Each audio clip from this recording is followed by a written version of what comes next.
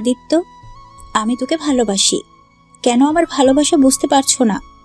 আমি তোকে আমার জীবনের থেকেও বেশি ভালোবাসি। ছি ভাবি, কি যাতা বলেন! আপনি আমার ভাইয়ের বউ, আর সেখানে আপনি কিভাবে আমাকে ভালোবাসতে পারেন? দেখ আদিত্য, আমি তোকে প্রথম যেদিন দেখেছি সেদিনই আমি তোকে ভালোবেসে ফেলি।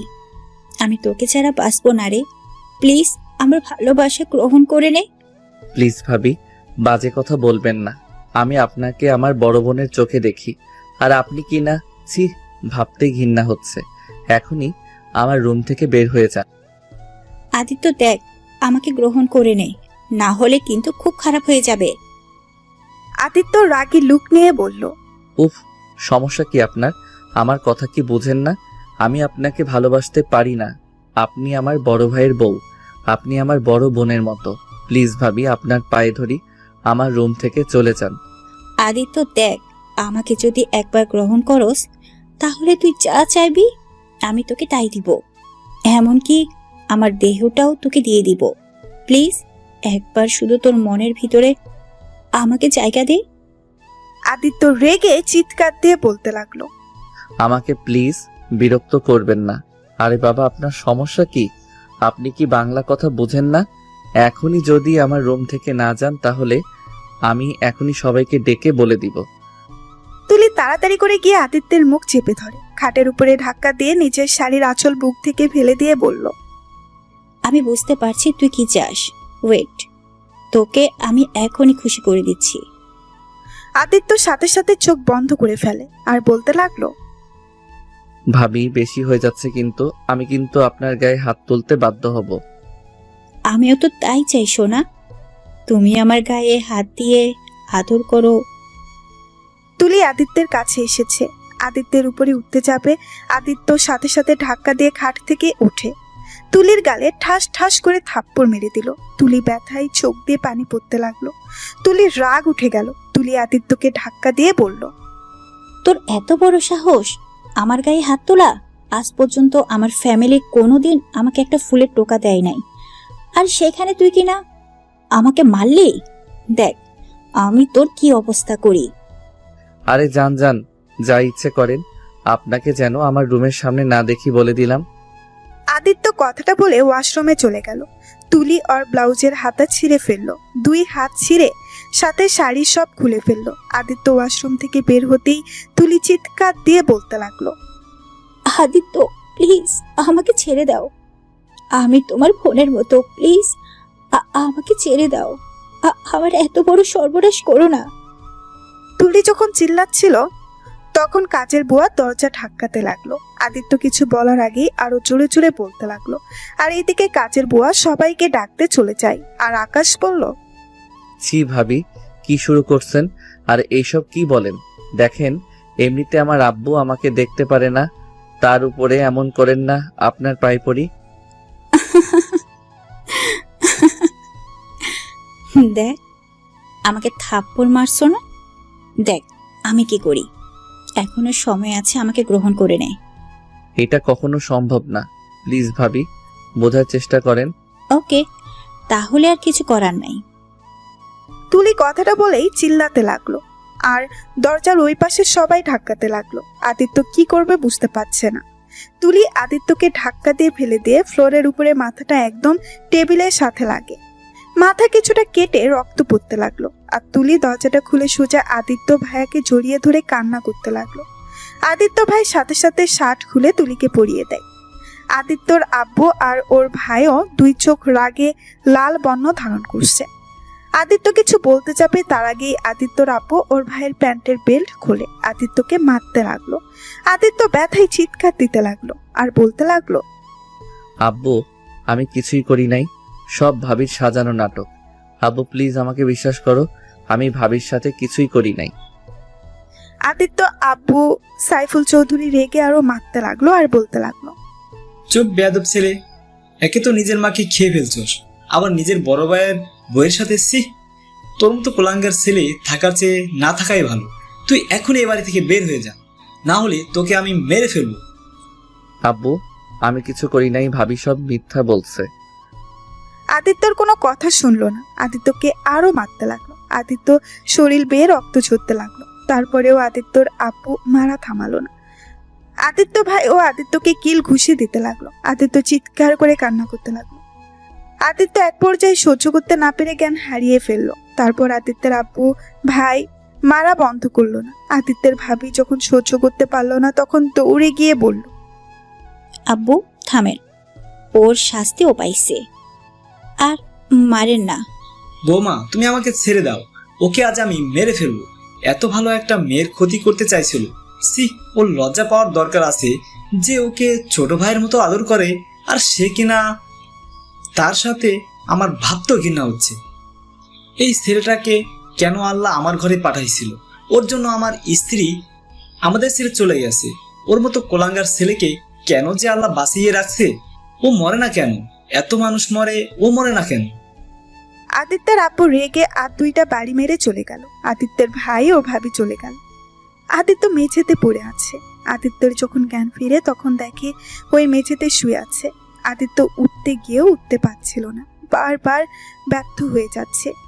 আদিত্য পানির পিপাসা পেয়েছে, গাল একদম কাঠ হয়ে গেছে এমন অবস্থা। আদিত্য অনেক কষ্টে উঠতে গিয়ে আবার পড়ে গিয়ে জ্ঞান হারিয়ে ফেললো।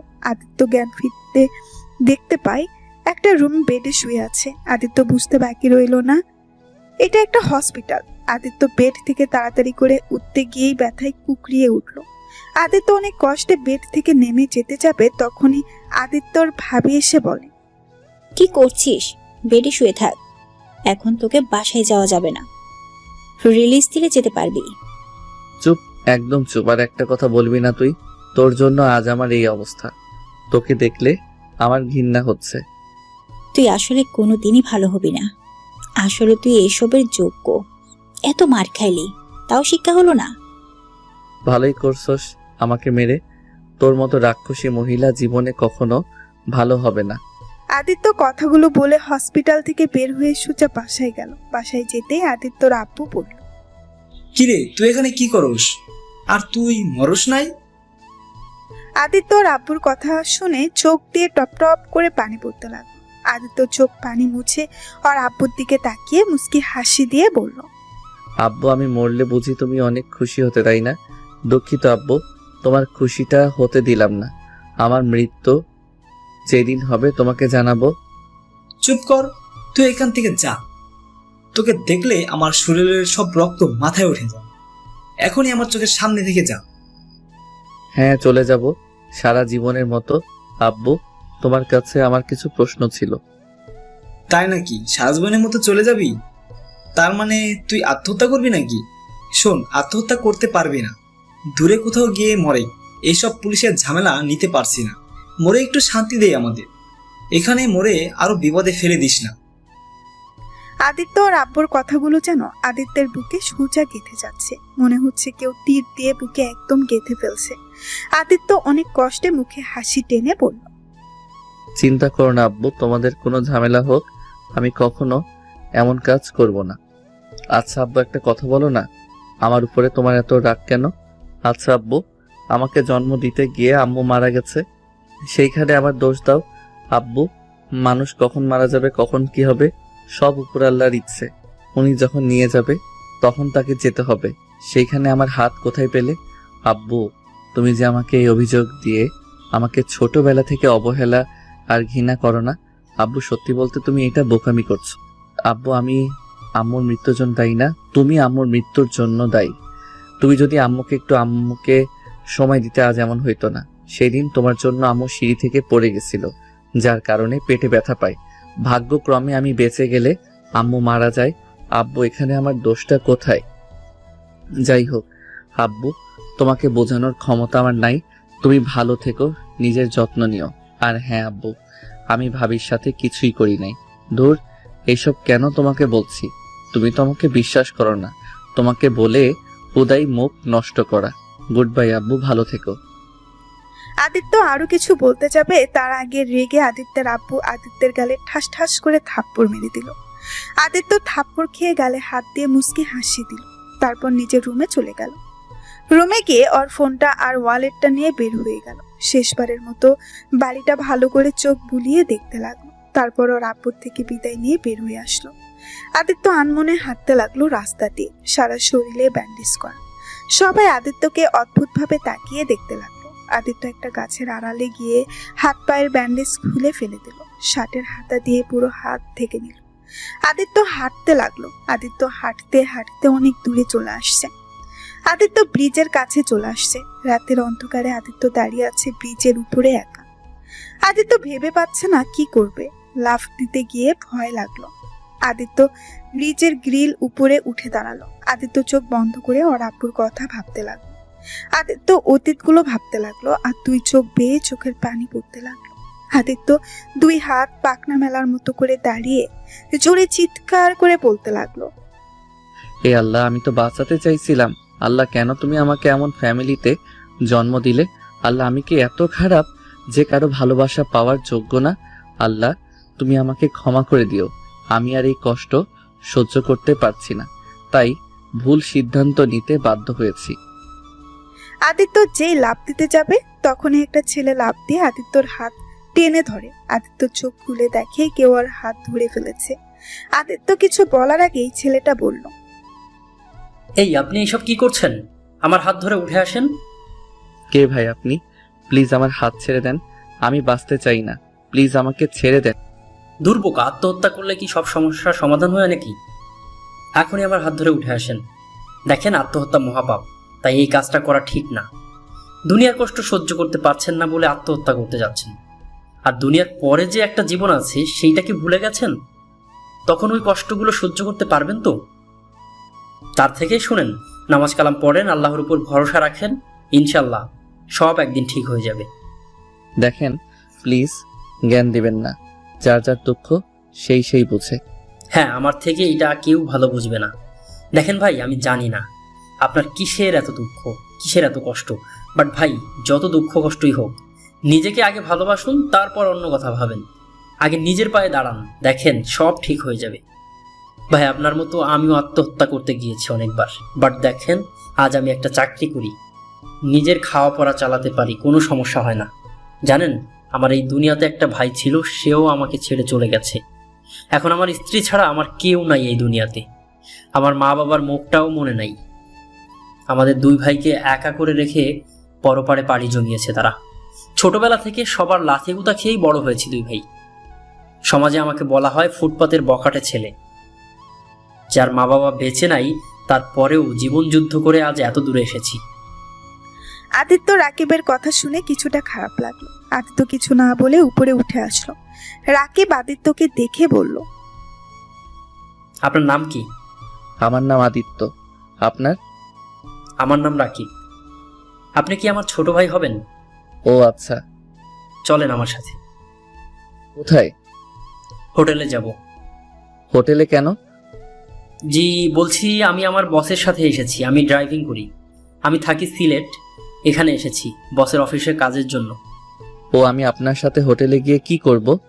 আপনার জীবন কাহিনী শুনতে চাই, তাই আগে ফ্রেশ হয়ে খাবার খেয়ে তারপর আপনার কাহিনী শুনবো। চলেন তো, এত কি ভাবেন? আমার বসকে নিয়ে ভাবছেন নাকি আবার? আরে ভাববেন না, আমার বস অনেক ভালো একটা মানুষ, আমাকে অনেক ভালোবাসেন। চলেন আপনি। আদিত্য কিছু বলার আগেই রাকিব আদিত্যকে টেনে নিয়ে গেল। আদিত্যকে গাড়িতে বসিয়ে নিচে চলে গেল। হোটেলে গিয়ে আদিত্যকে রাকিবের রুমে নিয়ে গেল। দুজন ফ্রেশ হয়ে নিল। রাকিব আদিত্যকে দেখে ভয় পেয়ে গেল। আদিত্যের মুখ, গলার কাছ দিয়ে মারের দাগ ফুটে উঠেছে। ঠোঁটে রক্ত জমে কালো হয়ে গেছে। ভাই, আপনাকে মারছে কেউ নাকি? কই? এসব কিসের দাগ? মনে হচ্ছে কেউ আপনাকে অনেক মেরেছে। ও কিছু না। ভাই, বুঝি আমরা গরিব মানুষ, আমাদের এভাবেই মানুষের মার খেয়ে বড় হতে হয়। আমাদের যে কষ্ট হয় এটা বড় লোকেরা ভুলে যায়। নিশ্চয়ই আপনার মালিক আপনাকে এভাবে মেরেছে। ভাই, আমার কাছে লুকাতে হবে না, আমি বুঝি ভাই, আমার সাথে এমন হয়েছিল। কিন্তু আলহামদুলিল্লাহ, আমার বসটা অনেক ভালো, মনের মতো একটা বস পেয়েছি এখন। আদিত্য রাকিবের কথা শুনে কি বলবে বুঝতে পারছিল না। আদিত্য আর আগ বাড়িয়ে কিছু বলল না। আদিত্য ওর কথাতে সব হ্যাঁ মিলাতে লাগলো। রাকিব একের পর এক কথা বলতে লাগলো, আর আদিত্য হ্যাঁ দিতে লাগলো। ভাই, আপনি শার্ট প্যান্ট খুলে ফেলেন, আমি আপনাকে ক্রিম লাগিয়ে দিই, আর ব্যথার মেডিসিন খেয়ে নেন, ইনশাল্লাহ সব ঠিক হয়ে যাবে। না ভাই, ধন্যবাদ, অনেক করছেন, আমার জন্য। আমি এখন আসছি। আপনি আমার জন্য অনেক করছেন। আরে ভাই কোথায় যাচ্ছেন? আপনার যে অবস্থা, এই অবস্থায় কোথাও আপনাকে যেতে দেব না।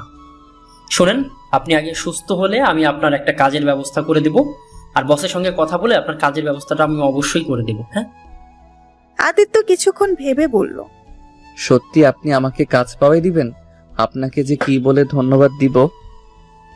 আরে ভাই ধন্যবাদ দিতে হবে না। মানুষ হয়ে মানুষের যদি একটু উপকার করতে না পারি তাহলে আর কেমন মানুষ হলাম আমি, বলেন? আচ্ছা ভাই চলেন দুজনে খেয়ে ঘুমিয়ে পড়ি, অনেক রাত হয়ে গেছে তো। আদিত্যকে খাটে বসিয়ে সব শার্ট প্যান্ট খুলে রাকিব অবাক হয়ে গেল। রাকিব ধিক্কার জানাতে লাগলো আর আদিত্যকে সুন্দর করে স্যাপলন দিয়ে পরিষ্কার করে দিয়ে ব্যান্ডেজ করে দিতে লাগলো। তারপর দুইজন খাবার খেয়ে নিল। খাবার খেয়ে দুজন শুয়ে পড়লো। আদিত্যর চোখে ঘুম আসছে না। আদিত্য মাথার ভেতরে ওই কথাগুলো ঘুরপাক খাচ্ছে। আদিত্য চোখ দিয়ে অনবরত পানি বের হতে লাগলো। আদিত্য মনে মনে ভাবতে লাগলো, আল্লাহ আমাকে ধৈর্য ধরার তৌফিক দান করেন। আমি আর এসব সহ্য করতে পারছি না।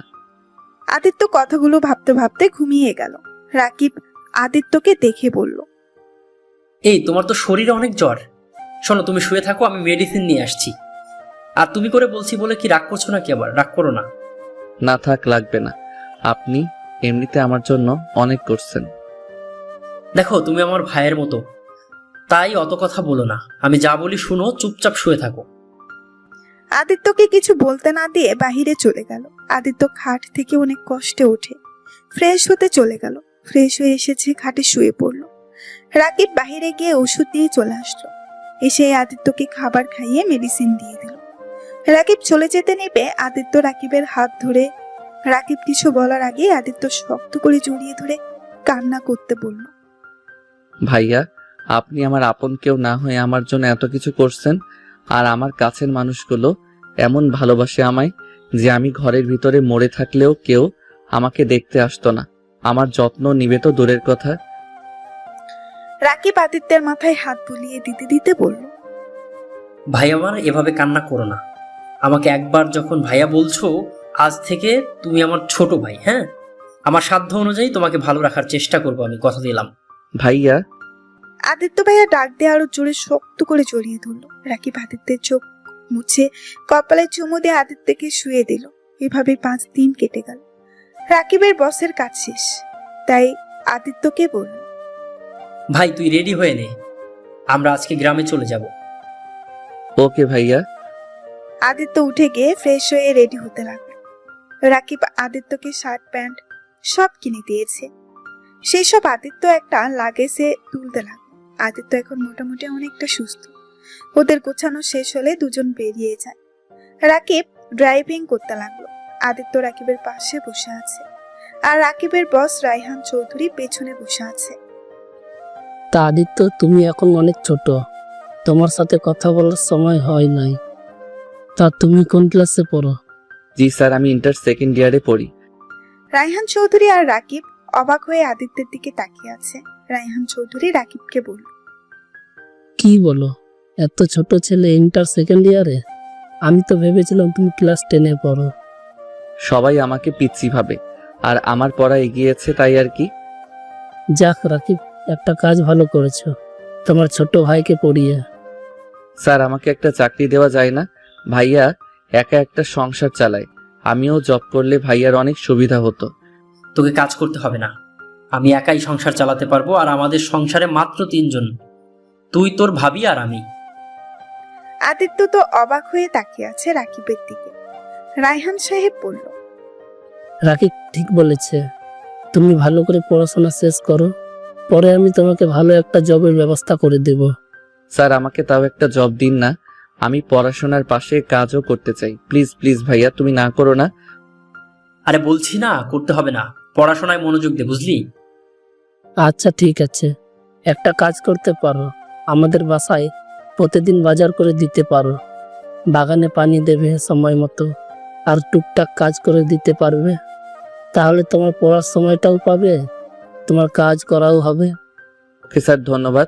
স্যার, আপনি না অনেক ভালো। ভাইয়ার কাছে আপনার অনেক কথা শুনছি, আজ নিজের চোখে দেখলাম আসলে আপনি অনেক ভালো মনের মানুষ। থাক, আর বানিয়ে বানিয়ে কথা বলতে হবে না, আমি অত ভালো মানুষ না। আর শুনো, তোমার বেতন 7,000 দিলে কি তোমার কোনো সমস্যা হবে? আলহামদুলিল্লাহ, কোনো সমস্যা হবে না। আদিত্য অনেক খুশি হলো। আদিত্য মনে মনে ভাবতে লাগলো, যাক, ভালো হলো। এইসব কাজ কোনো ব্যাপার হবে না। বাজার তো মাঝে মাঝে করছি আমি, ইনশাল্লাহ কাজগুলো ঠিক মতো করে দিতে পারলেই হলো। কি রে, এত কি ভাবিস? কই কিছু না ভাইয়া। তিনজন সারা রাস্তা কথা বলতে বলতে যেতে লাগলো। রায়হান চৌধুরী আদিত্যর পুরো ভক্ত হয়ে গেল। আদিত্য কথাগুলো অনেক সুন্দর করে মনোযোগ দিয়ে শুনছে। আদিত্য যত কথা শুনছে তত অবাক হয়ে যাচ্ছে। রায়হান চৌধুরী ভাবতে লাগলো, এত ছোট ছেলে, বাট কতটা সুন্দর চিন্তা ভাবনা। আর আমার ছেলে মেয়ে এগুলো সবসময় শুধু টাকা টাকা আর টাকা করে। কোনোদিন দেখি নাই কাউকে নিয়ে চিন্তা করতে। আর এইটুকু ছেলে কতটা সুন্দর চিন্তাধারা। সারা রাত তিনজন গল্প করতে করতে আদিত্যের অনেক ঘুম পেল। গাড়িতে ঘুমিয়ে গেল। সকাল হলেই রাকিব ডাক দিল। আদিত্য ঘুম ভাঙতে দেখে একটা বাড়ির সামনে গাড়িটা থামিয়েছে। টিন দিয়ে গেট করা। আদিত্য গাড়ি থেকে নামলো, রাকিব সাথে নামলো। রাকিব টিনের গেট খুলে ভেতরে ঢুকলো। আদিত্য দেখতে পেল অনেক বড় একটা উঠান, আর তার সামনে হাফওয়ালা করা ঘর, আর একপাশে নানা ধরনের সবজি গাছ লাগানো, আর একপাশে রান্নাঘর। বাড়িটা অনেক সুন্দরভাবে গোছানো হয়েছে। রাকিব ডাকতে লাগলো, ময়না, এই ময়না, কোথায় গেলে তুমি? ময়না কে ভাইয়া? তোমার ভাবির নাম আবার ময়না? আচ্ছা, তুমি ঘরে বসো, আমি দেখি তোমার ভাবি কোথায় গেল। হ্যাঁ, আদিত্যকে ঘরে নিয়ে গেল। ঘরের ভেতরে দেখতে পেল একপাশে ওয়ার্ড্রপ, তার সাথে শোকেস, আর একপাশে সোফা, টেবিল, আর তার সামনে দেওয়ালের সাথে টিভি আর কয়েকটা সাইডে খাট। আদিত্য সোফায় বসলো। রাকিব বাহিরে গেল। আদিত্য রুমটা দেখতে লাগলো। আদিত্য বসে থেকে হাতের ক্ষতর দিকে তাকিয়ে দেখতে লাগলো। মাঝে মাঝে একটু ব্যথা করে। আদিত্য নিচের দিকে মুখ করে আছে। তখন রুমে কেউ একজন ভেতরে ঢুকে বলল, আদিত্য, তোর ভাবি এসেছে। ময়না, এটাই আদিত্য, যার কথা তোমাকে আমি বলেছিলাম। আদিত্য ময়নাকে সালাম দিলেই ময়না হাসি মুখে সালামের উত্তর নিয়ে আদিত্যর সাথে টুকটাক কথা বলে। আদিত্য আর রাকিবকে ফ্রেশ হয়ে আসতে বলল। আদিত্য, তাহলে চল, দুজনে ফ্রেশ হয়ে আসছি। আর এই যে পাশের যে রুমটা, এখানেই তুই থাকবি। যা, রুমের ভেতরে গিয়ে তোর ব্যাগ রেখে আয়। ওকে ভাইয়া। আদিত্য ব্যাগটা নিয়ে পাশের রুমে চলে গেল। এই রুমে তেমন কিছুই নাই, শুধু একটা খাট আর পড়ার টেবিল, আর দুইটা চেয়ার আর কাঠের আলমারি। আদিত্য ব্যাগ রেখে রাকিবের সাথে কলের পাড়ে চলে গেল। আদিত্য কল চাপ দিতে গিয়ে পারছিল না। রাকিব আর ময়না হাসতে লাগলো। আরে তুই ওইখানে দাঁড়া, আমি তোকে দেখিয়ে দেই কিভাবে পানি বের করতে হবে। মানে ভাইয়া, আমি তো কখনো করি নাই, তাই আর কি। বুঝেছি, এখন তুই আমারটা দেখে শিখে নে। আদিত্য রাকিবের দিকে তাকিয়ে দেখতে লাগলো। আদিত্য পরে রাকিবকে সরিয়ে দিয়ে ওই নিজেই চাপ দিতে লাগলো। তারপর দুজন ফ্রেশ হয়ে রুমে চলে গেল। ময়না আদিত্য আর রাকিবকে খাবার দিল। আদিত্য বলল, ভাবি, আপনি খাবেন না? তুই খা, ওকে আমি খাইয়ে দেব, আর আমি খাবো। হ্যাঁ, আদিত্য শুনে অবাক হয়ে তাকালো। রাকিব ময়নাকে খাইয়ে দিতে লাগলো আর নিজেই খেতে লাগলো। আদিত্য হা করে তাকিয়ে থাকতে দেখে ময়না লজ্জা লাগতে লাগলো। কিরে, তুই এভাবে তাকিয়ে আছিস কেন? তোকেও কি খাইয়ে দেবো নাকি? রাকিব কথাটা বলে আদিত্যের মুখে খাবার দিয়ে দেয়। আদিত্য খাবার মুখে দিয়ে বলল, আসলে ভাইয়া, তোমাদের ভালোবাসা দেখে আমি মুগ্ধ হয়ে গেছি। ওকে, তুমি ভাবিকে খাইয়ে দাও। তাই? আচ্ছা, তুই তাহলে খা। আদিত্য খেতে লাগলো। আদিত্য খাবারগুলো খেতে অনেক সমস্যা হচ্ছে। খাবারে অনেকটা ঝাল হয়েছে। আদিত্য চোখ দিয়ে ঝালে পানি বের হতে লাগলো। ঠোঁট ছোড়া লাল বর্ণ ধারণ করলো। আদিত্যের দিকে তাকাতেই রাকিব বলল, আদিত্য, কি হয়েছে? কান্না করছিস কেন? কিরে, তোর কি ঝাল লাগছে নাকি? না, তেমন কিছু না ভাইয়া, তুমি খাও। ময়না বুঝতে পেরে আদিত্যকে পানি দিল। আদিত্য ঢক ঢক করে পানি খেয়ে নিল। ময়না আদিত্যকে বলল, তোমার ঝাল লাগছে আগে বলবে না? এভাবে জোর করে খাবার খাচ্ছ কেন? এইটা তোমার নিজের বাড়ি ভাবতে পারো। তুমি থাকো, আমি মিষ্টি নিয়ে আসছি। কথাগুলো বলে তারপর উঠে ফ্রিজ থেকে মিষ্টি আনতে চলে গেল।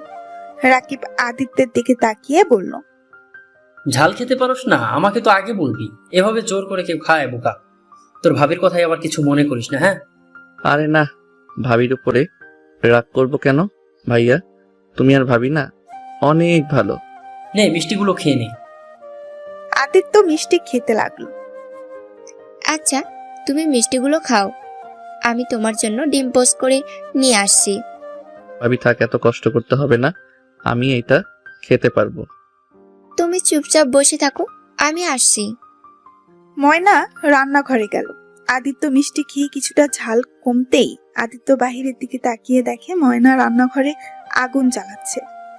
ভাইয়া, ভাবি কি করে? ভাবিকে ডিম ভাজতে না করো, আমি এটা দিয়ে খেতে পারবো। আরে করুক, আমি বললে শুনবে না, তুই একটু অপেক্ষা কর। সরি ভাইয়া, ভাবি এত সুন্দর করে রান্না করছে, আমি সেটা খেতে পারলাম না, আবার ভাবিকে কষ্ট দিলাম। আরে দূর, সমস্যা নেই। কিছুক্ষণের ভেতরে ময়না ডিম ভেজে আদিত্যকে দিল। আদিত্য ধন্যবাদ দিয়ে খাবার খেয়ে উঠল। আদিত্য পাশের রুমে খাটে বসে থাকলো নিচের দিকে। আদিত্য রাকিবকে চলে যেতে দেখে বলল, ভাইয়া, রুমে বসে থাকতে ভালো লাগছে না, এই গ্রামটা ঘুরে দেখতে চাই। তোর ভাবিকে নিয়ে যা, আমি একটু কাজে যাব। ভাবি সাথে যাব? আচ্ছা ভাইয়া, স্যারের বাসা কোথায়? এখান থেকে 10 মিনিট লাগে যেতে মাত্র। তাহলে সকালে আমাকে নিয়ে যাও, বাসাটা দেখিয়ে দিলে চলবে। আচ্ছা তুই থাক, আর শোনো, রাতে এসে কথা হবে, হ্যাঁ?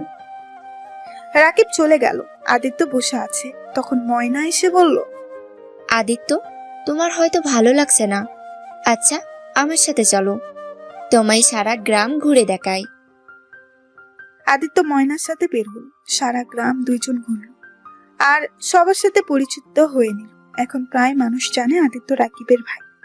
দুজন বাসায় আস্তে আস্তে সন্ধ্যা হয়ে গেল। আদিত্য সারাদিন ময়নার সাথে থেকে অনেকটা আদিত্য এখন ময়নাকে নিজের বড় বোনের মতোই লাগছে। আদিত্য আর ময়না বাসায় এসেছে, যার যার রুমে চলে গেল। ময়না রান্নাঘরে চলে গেল রান্না করতে, সবকিছু গুছাতে লাগলো। আদিত্য গিয়ে বলল, ভাবি আমি আপনাকে হেল্প করি, আমি রান্না করতে পারি টুকটাক, বাট এইটা দিয়ে কাটতে পারি না। চাকু আছে কি? ওইটা দিন, সবকিছু কেটে দেই। আদিত্যর কথা শুনে ময়না কিছুটা হাসলো। আদিত্যকে উদ্দেশ্য করে বলল, কোনো কাজ করতে হবে না, এখানে বসে থেকে গল্প করলে আমি খুশি হব। না ভাবি, চাকু থাকলে দেন, আমি কেটে দেই। ওই তো চাকু, ওইটাতে কি ধার আছে? আদিত্য গিয়ে চাকু ধরে দেখে ধার আছে। পরে ময়নাকে তুলে দিয়ে আদিত্য কাটাকাটি করতে লাগলো। ময়না মিটিমিটি হাসতে লাগলো আর রান্না করতে লাগলো। ময়নাকে হাসতে দেখে বলল, ভাবি হাসেন কেন? ভাবছি আমার ছোট ভাইটার বউটা অনেক লাকি হবে, তার রান্না করতে হবে না। কি যে বলেন না ভাবি, আর আমি বিয়ে করব না? মানে আমাকে কে বিয়ে করবে? আমার পরিচয় নাই। চুপ, কি বলো? তোমার পরিচয় নাই মানে? তুমি তো আমাদের ছোট ভাই আর রাকিবের ভাই, এটাই সবাই জানে। আচ্ছা ভাবি, আমাকে সবাই রাকিব ভাই আর ছোট ভাই কেন ভাবছে? ভাইয়ার তো ফ্যামিলিতে কেউ নাই। তোমার ভাইয়ারও একটা ছোট ভাই ছিল, কিন্তু ওই রোড অ্যাক্সিডেন্ট করে মারা যায়। এইটা কেউ জানেন না, তাই সবাই তোমাকে ওর ছোট ভাই ভাবছে। আর সব থেকে মজার বিষয়, তোমার নাম আর ওর নাম এক, আদিত্য। ও আচ্ছা, আদিত্যকে কেউ কেউ দেখে নাই। না, ও শহরে থাকতো, ওর ভাইয়া এখান থেকে মাসে মাসে টাকা পাঠাতো। ও আচ্ছা, নেন ভাবি, কথা বলতে বলতে আমার কাটাকুটি শেষ। ধন্যবাদ ভাই আমার, যাও তুমি রুমে গিয়ে রেস্ট নাও, আমি রান্না শেষ করে নিই। ভাইয়া কখন আসবে? রাত 10টায় আসবে, তুমি যাও। ও আচ্ছা, আমি এখানে বসে থেকে আপনার রান্না দেখি। আমাকে তো কাজ শিখতে হবে আপনাকে সাহায্য করার জন্য। তাই শিখতে হবে না, তুমি যাও। তোমার ভাবি যতদিন আছে ততদিন একাই সব সামলিয়ে নিতে পারবে। ওকে ভাবি, তাও দেখি একটু। আদিত্য আর ময়না টুকটাক কথা বলতে বলতে কাজ করতে লাগলো। ময়নার রান্না শেষ হলে দুইজন যার যার রুমে যায়। আদিত্যকে অনেকবার খাবার খেয়ে নিতে বলেই আদিত্য খায় না। রাকিব আসলে সবাই একসাথে খাবে। রাকিব আসতে আসতে রাত 11টা বেজে গেল। রাকিব এসেছে ময়নাকে ডাকতে লাগলো। ময়না রুম থেকে বের হয়ে কোনো কথা না বলে খাটের দিকে গেল। রাকিব ময়নাকে পেছন থেকে জড়িয়ে ধরে বলল, সরি জান, মালিকেনের মেয়েরা আজ দেশে আসলো, তাই ওইখানে একটু দৌড়দৌড়ি করতে করতে লেট হয়ে গেছে। দুঃখিত জান, প্লিজ ক্ষমা করে দাও আমাকে। তুমি জানো, তোমার অপেক্ষা করতে করতে আদিত্য ঘুমিয়ে গেছে। এত জোর করলাম তাও খাইলো না। ভাইয়া আসলে খাবে। এখন যাও, ওকে ডাক দিয়ে দুইজন ফ্রেশ হয়ে এসে খেতে আসো। হায় আল্লাহ, বলো কি? আচ্ছা আমি এখনই যাচ্ছি। রাকিব আদিত্যের রুমের সামনে গিয়ে নক করতে লাগলো। ঘুম ঘুম চোখে আদিত্য দরজা খুলে দিল। আদিত্যর সামনে গিয়ে রাকিব কান ধরে বলল, খুবই দুঃখিত ভাই, আমার অনেক দেরি করে ফেলেছি। চল তিনজনে খেয়ে নেই এখন। আরে ভাইয়া, সমস্যা নাই। ভাবি ঘুমিয়ে গেছে নাকি জেগে আছে? জেগে আছে, চল। আদিত্য আর রাকিব কলের পাড়ে গিয়ে দুজন ফ্রেশ হয়ে নিল। রুমে এসেছে দেখে ময়না খাবার বেড়ে বসে আছে। আদিত্য আর রাকিব বসে পড়ল। যার যার প্লেট খাবার হাতে নিয়ে খেতে লাগলো। আর রাকিব ময়নাকে খাইয়ে দিতে লাগলো। ভাইয়া, সকালে আমাকে নিয়ে যাবে তো? নিয়ে যাব, কিন্তু তোর কিছু কাগজপত্র বানাতে হবে, তারপর তোকে কলেজে ভর্তি করে দিব। হ্যাঁ ওকে ভাইয়া।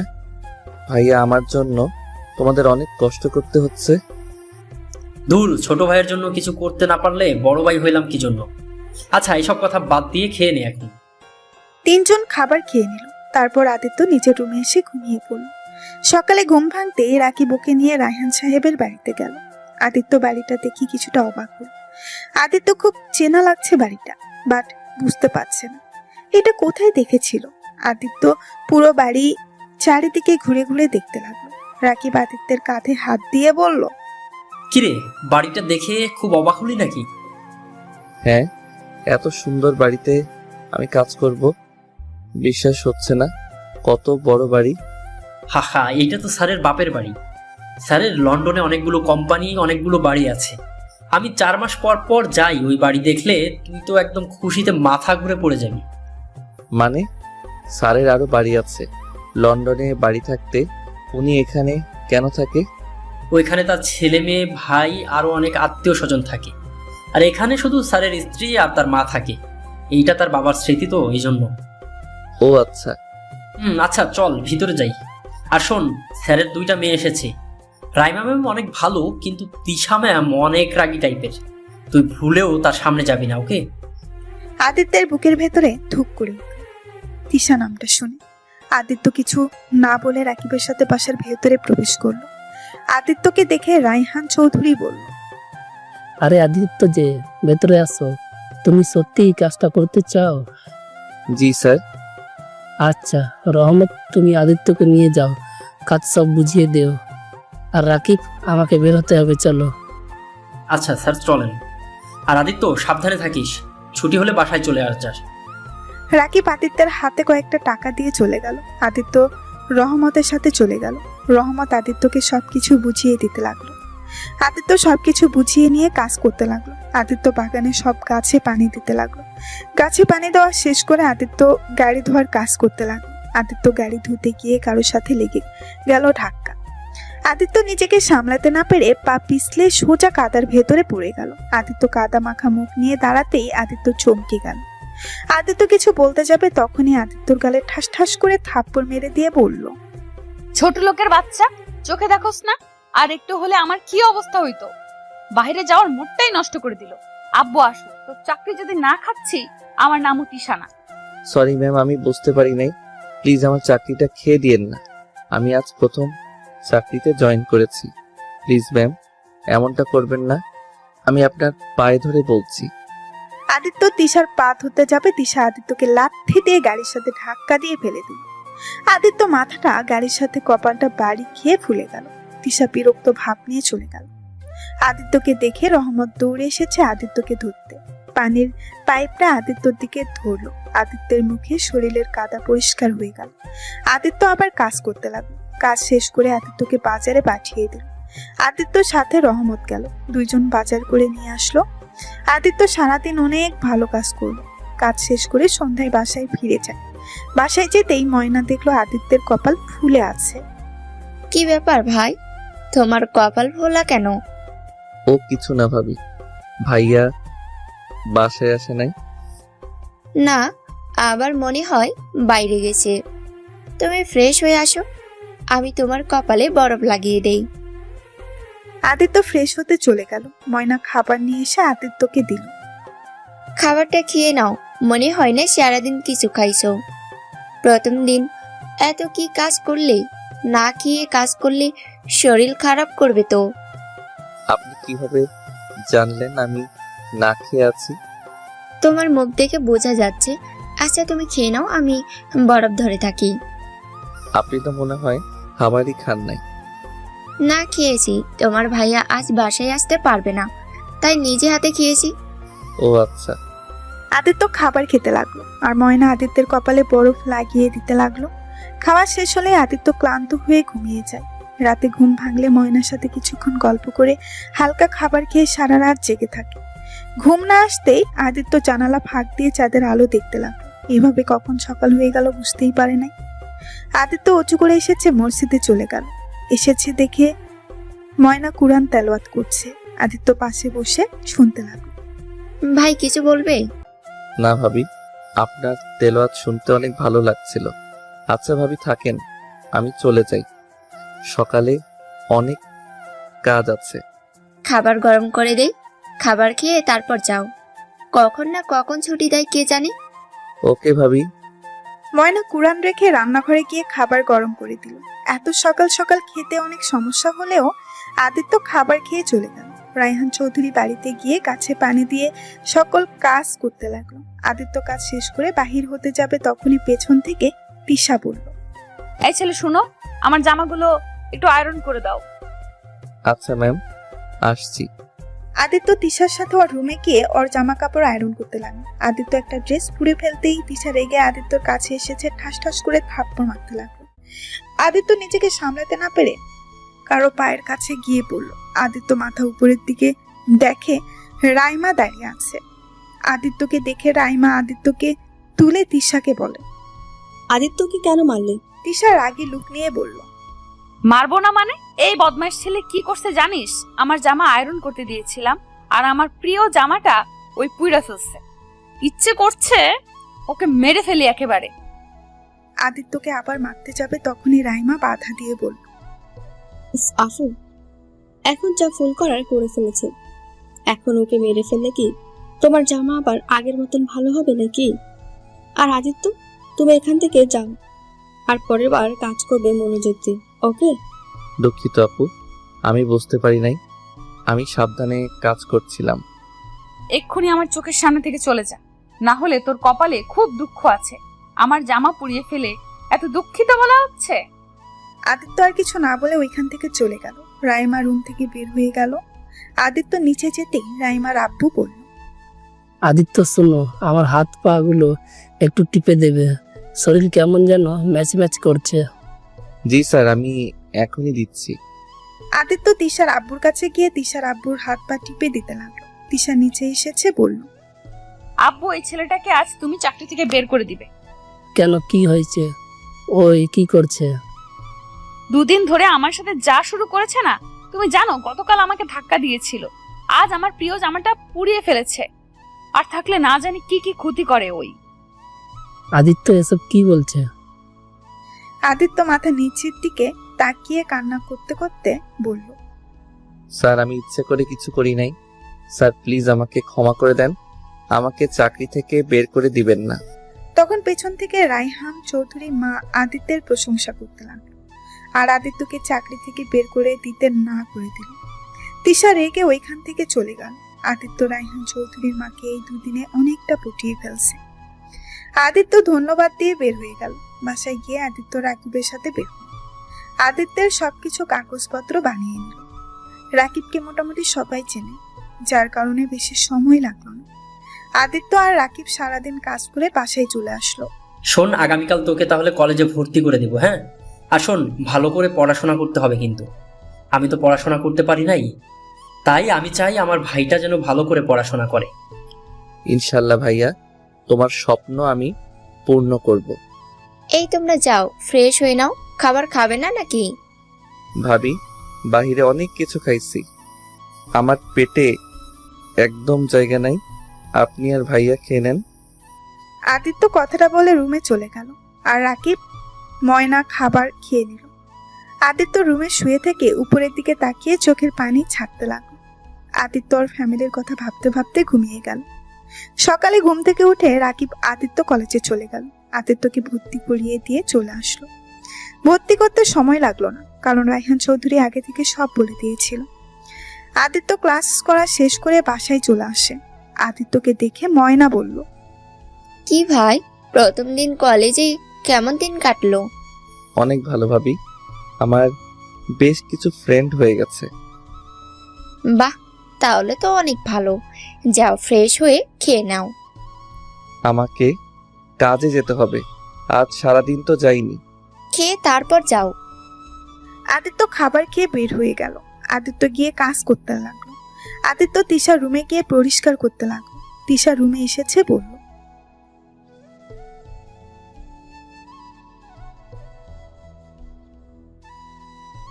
ভালো করে পরিষ্কার কর। আর ওই, তুই সকালে কই ছিলি রে? জি ম্যাম, আমি কলেজে ছিলাম, আর এখন থেকে আমি কলেজ থেকে এসে আমার সব কাজ করব। বড় স্যারের থেকে অনুমতি নেওয়া হয়েছে। তুই আবার কলেজেও পড়স? জি ভাইয়া, ভর্তি করে দিয়েছে। ভালো, মনোযোগ দিয়ে কাজ কর। আদিত্য কাজ করতে লাগলো। তিশা খাটে বসে আদিত্যকে আড়াই চোখে দেখতে লাগলো আর মনে মনে ভাবতে লাগলো, ছেলেটাকে তো ভালো স্মার্ট খেয়াল করি নাই, দেখতে অনেক স্মার্ট আছে। ছি ছি, এসব কি ভাবিস তিশা? ওই তোদের বাড়িতে কাজের ছেলের লোক। তিশা কথাগুলো ভেবে বইয়ের দিকে তাকিয়ে মনোযোগ দিয়ে পড়তে লাগলো। আদিত্য তিশাকে ভুল পড়তে দেখে আদিত্য সঠিকটা বলতে লাগলো। তিশা তো অবাক হয়ে গেল। তিশা বলল, এই পড়া তুই জানোস? জি, এই সাবজেক্ট আমার মুখস্থ আছে। দুঃখিত, আমাকে ক্ষমা করবেন। আসলে আপনি ভুল বলছিলেন, তাই আর কি। তুই কোন ক্লাসে পড়িস? ইন্টার সেকেন্ড ইয়ারে। আপনি তো আমার জুনিয়র। হুম, আচ্ছা ম্যাম, আপনি পড়েন, আমার কাজ শেষ। আমি ছোট ম্যামের রুমটা পরিষ্কার করে দিয়ে আসছি। আদিত্য চলে গেল। তিশা আদিত্যের চলে যাওয়ার দিকে তাকিয়ে থাকলো। আদিত্য রাইমার রুম পরিষ্কার করে নিচে গিয়ে তিশার দাদির সাথে কিছুক্ষণ গল্প করলো আর তিশার আম্মুকে কাজে হেল্প করতে লাগলো। প্রায় কাজ শেষ হলেই তিশা নিচে এসে বলল, আদিত্য শোন, জি ম্যাম, বলেন। আমাকে এই সাবজেক্টটা বুঝিয়ে দিতে পারবি? কোন সাবজেক্ট দেখি? তিশা আদিত্যকে দেখাতেই আদিত্য বলল, আরে এটা তো অনেক সহজ। আপনি বসেন, আমি দাদিমাকে পানি দিয়ে নেই। আদিত্য তিশার দাদিকে পানির গ্লাসটা এগিয়ে দিয়ে তিশাকে পড়াতে লাগলো। আদিত্যকে পড়াতে দেখে সবাই অবাক হয়ে গেল। তিশা অবাক দৃষ্টিতে আদিত্যের দিকে তাকিয়ে দেখতে লাগলো। আদিত্য সবকিছু বুঝিয়ে বলল, আপনি কি বুঝতে পারছেন? যদি না বুঝেন বলেন, আমি বুঝিয়ে দিচ্ছি। বুঝেছি, তুই তো অনেক মেধাবী। আরে না, আমি যে জিনিসটা পড়ি ওইটা আমার মাথায় অটোমেটিক গেঁথে যায়, তাই আর কি। আচ্ছা থাকেন, আমি বাসায় যাই ভাবি, বাসায় একা আছে। আদিত্য কথাটা বলে চলে আসলো। বাসায় এসেছে, ময়নার সাথে কিছুক্ষণ কথা বলে আদিত্য পড়তে বসলো। পড়া শেষ করে রাকিব আসলেই আদিত্য ময়না বসে থেকে রাকিবের দিকে তাকিয়ে আছে। আদিত্য, স্যার তোকে আর একটা কাজ দিয়েছে। আমি চাচ্ছি না তুই এই কাজটা করে। কি কাজ? কারণ আছে। স্যার তোকে রাইমা আর তিশা ম্যামকে পড়ানোর দায়িত্ব দিয়েছে, আর তোকে 15,000 টাকা বেতন দিবে বলছে। ওদের রেজাল্ট ভালো হলে তোর বেতন আরো বাড়িয়ে দিবে। কিন্তু তিশা ম্যামকে তো চিনিস, অনেক ভয়ঙ্কর একটা মেয়ে, গরিবদের দুই চোখে দেখতেই পারে না। ভাইয়া, ও আচ্ছা, বাট ভাইয়া, তিশা ম্যামকে যতটা আমরা খারাপ ভাবি, আসলে উনি অতটা খারাপ না। যাই হোক, আমি স্যারকে বলে দিব তুই পড়াতে পারবি না। নিজের পড়া বাদ দিয়ে অন্যজনকে পড়ানোর কোনো দরকার নাই, ওকে? তো 2 মাস পর পরীক্ষা, এখন ভালো করে তোর পড়তে হবে। আর শোন, তোকে এই চাকরি টাকরি করতে হবে না, তুই শুধু পড়াশোনায় মনোযোগ দে। ভাইয়া, এটা কেমন কথা হলো? ভাইয়া, আমি আমার পড়াও পড়বো, ওনাদেরও পড়াতে পারবো, আর 15,000 টাকা পাইলে তো ভালোই হবে। সংসারের জন্য 10,000 দিলাম, আর 5,000 দিয়ে নিজের হাত খরচ চালাতে পারবো। তাই আমি এই সুযোগ হাতছাড়া করব না। আদিত্য, তুমি আমাদের একমাত্র ছোট ভাই। আমি আশা করি তোমার ভাইয়ের টাকায় আমাদের বেশ ভালো কাটছে। তোমার পড়াশোনাটা আগে ভালো করে করো, তোমাকে এখন টাকা ইনকাম করতে হবে না। ভাবি, আপনিও দেখেন। ভাবি, আমি এভাবে বসে খেতে পারবো না, আমি ইনকাম করতে চাই। প্লিজ ভাইয়া আর ভাবি, আমাকে কাজটা করতে দাও। যাই করস, পড়াশোনা যদি কিছু হয় তোর কিন্তু খবর আছে। আচ্ছা ময়না, খাবার বেড়ে দাও, অনেক ক্ষুধা লাগছে আমার। তারপর তিনজন খাবার খেয়ে নিল। আদিত্য খাবার খেয়ে নিজের রুমে গিয়ে শুয়ে পড়ল। আদিত্য তাড়াতাড়ি হয়ে ঘুমিয়ে গেল। সকালে উঠে ময়নার সাথে কাজ করে খাবার খেয়ে কলেজের উদ্দেশ্যে রওনা দিল। আদিত্য কলেজ থেকে এসেছে গোসল করে খেয়ে। রায়হান চৌধুরী বাড়িতে চলে গেল, গিয়ে প্রতিদিনের মতো কাজ করতে লাগলো। কাজ শেষ করে আসতে যাবে তখন তিশা বলল, আদিত্য শোন, আমাকে আর রাইমাকে আব্বু পড়াতে বলছে। তুই বাসায় যাওয়ার আগে আমাদের 4টার দিকে পড়িয়ে তারপর বাসায় যাবি। আচ্ছা আপনারা যান, আমি আসছি। তিশা আর রাইমা পড়ার রুমে চলে গেল। আদিত্য ওদের পেছন পেছন গেল। রুমে গিয়ে আদিত্য দরজাটা একদম খুলে দিল। তিশা আর রাইমা অবাক হয়ে তাকিয়ে আছে। কি ব্যাপার, এত দরজা খুলে রাখছিস কেন? এমনি ম্যাম, আপনারা বই বের করেন। দুইজন বই বের করতেই আদিত্য ওদের পড়াতে লাগলো। রায়হান চৌধুরী পড়ার রুমে এসেছে। ওদের পড়তে দেখে অনেক খুশি হলো। এইভাবেই 1 মাস পার হয়ে গেল। আদিত্যকে আজ বেতন দেওয়া হয়েছে। আদিত্য খুশিতে বেতনটা নিয়ে সোজা মার্কেটে চলে যায়। মার্কেটে গিয়ে ময়না আর রাকিবের জন্য শপিং করে বাসায় এসেছে। ময়না আর রাকিবের রুমে যায়। কিছু বলবি? ভাইয়া তোমরা চোখ বন্ধ করো। কেন গো ভাই? আরে বাবা করো না একটু। দুইজন হেসে চোখ বন্ধ করলো। আদিত্য পেছন থেকে 2টা শপিং ব্যাগ দুজনের হাতে দিয়ে বলল, এবার চোখ খুলো। এই ভেতরে কি আছে? দুইজন খুলে দেখো, পছন্দ হয় নাকি? রাকিব আর ময়না শপিং ব্যাগ খুলতে দেখে রাকিবের ব্যাগের ভেতরে শার্ট প্যান্ট আর একটা পাঞ্জাবি, আর ময়নার ব্যাগে একটাতে শাড়ি আর একটাতে 3 পিস। এইসব কি? কি আবার যা দেখছো এটাই? ভাইয়া আজ আমি বেতন পাইছি, আর আমার প্রথম বেতনের টাকা দিয়ে তোমাদের গিফট করলাম। তোমরা খুশি হও নাই? আর ভাবি এই টাকা বাঁচছে, আমার প্রথম বেতনটা আপনি রাখেন। আদিত্য ময়নার হাতে টাকাগুলো দিতেই ময়নার চোখ দিয়ে খুশিতে পানি চলে আসছে। কি হলো ভাবি, কান্না করছেন কেন? আমি কি ভুল করে ফেলেছি? ভাবি নিশ্চয়ই আপনার এইটা পছন্দ হয় নাই। সরি ভাবি, আমি ভেবেছিলাম এভাবে গিফট করলে আপনারা খুশি হবেন। আরে দূর পাগল, আমরা অনেক খুশি হয়েছি। এইটা দুঃখের কান্না না, এইটা সুখের কান্না। আর এই পাগল ছেলে এভাবে সব টাকা উড়িয়ে দিলে হবে? আর যেন এমন করতে না দেখি। আর এই টাকা আমাকে দিতে হবে না, তুমি নিজের কাছে রাখো। তোমারও তো হাত খরচ লাগবে, তাই না?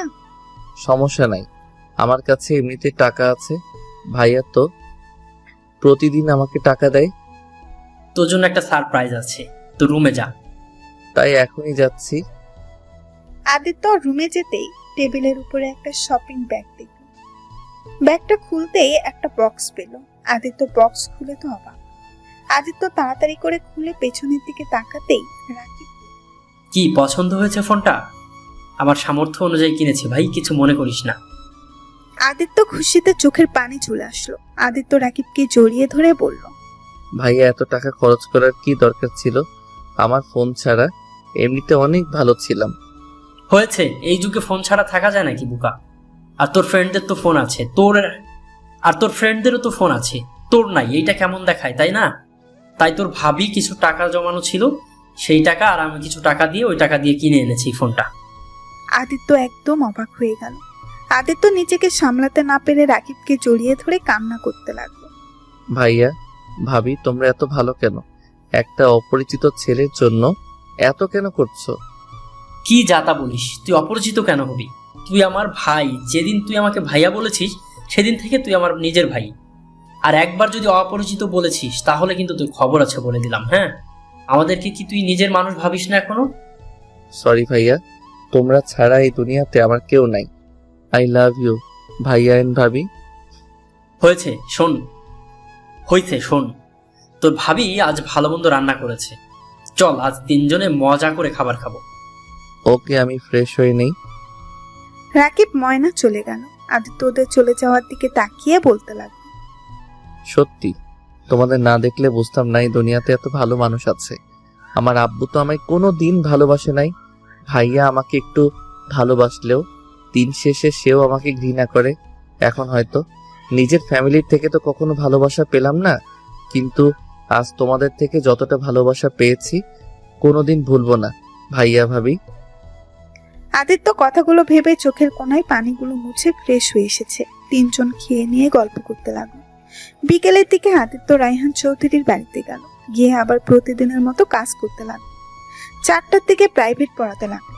আর আজ রাইমা নাই, তিশা শুধু পড়ছে। হুট করে তিশা আদিত্যের হাতের উপরে নিজের হাত রাখতেই আদিত্য তাড়াতাড়ি করে নিজের হাত সরিয়ে নিল। তিশা বারবার আদিত্যের হাতে হাত রাখতে গেল। আদিত্য বুঝতে বাকি রইল না তিশার মনে খারাপ চিন্তা ঘুরপাক খাচ্ছে। ম্যাম, আজ আমি আসছি, বাসায় আমার কাজ আছে। আমার পড়া তো শেষ হয় নাই, আগে যেতে পারবো না। ম্যাম, আমাকে আপনি তুমি করে বলছেন কেন? কেন, তুমি কি বলতে পারবে না নাকি? না মানে আপনি তো আমাকে তুই করে বলেন। অনেক ভেবে দেখলাম তুই তো আমার 1 বছরের সিনিয়র, তাই তোকে তুমি বলা উচিত। আচ্ছা শোন, আগামীকাল আমি শহরে যাব, তুই আমার সাথে যাবি। না মানে ম্যাম, আমার কাজ তো আপনাদের বাড়িতে, আর আপনাদের পড়ানোর কাজ। আচ্ছা ম্যাম, আপনি থাকেন, আমি যাই। আদিত্য উঠে চলে গেল। তিশা আদিত্যের চলে যাওয়ার দিকে তাকিয়ে আছে। আদিত্য বাসায় গিয়ে দেখে রাকিব উঠোনে বসে আছে, আর ময়না রাকিবের পায়ের কাছে বসে আছে। ভাইয়া, আজ কোথাও যাও নাই? যাবো ভাই। দেখো না ভাই, তোমার ভাইয়ার শরীরটা অনেক খারাপ, জ্বরে পুড়ে যাচ্ছে। আর সেখানে নাকি ওই গাড়ি নিয়ে বের হবে।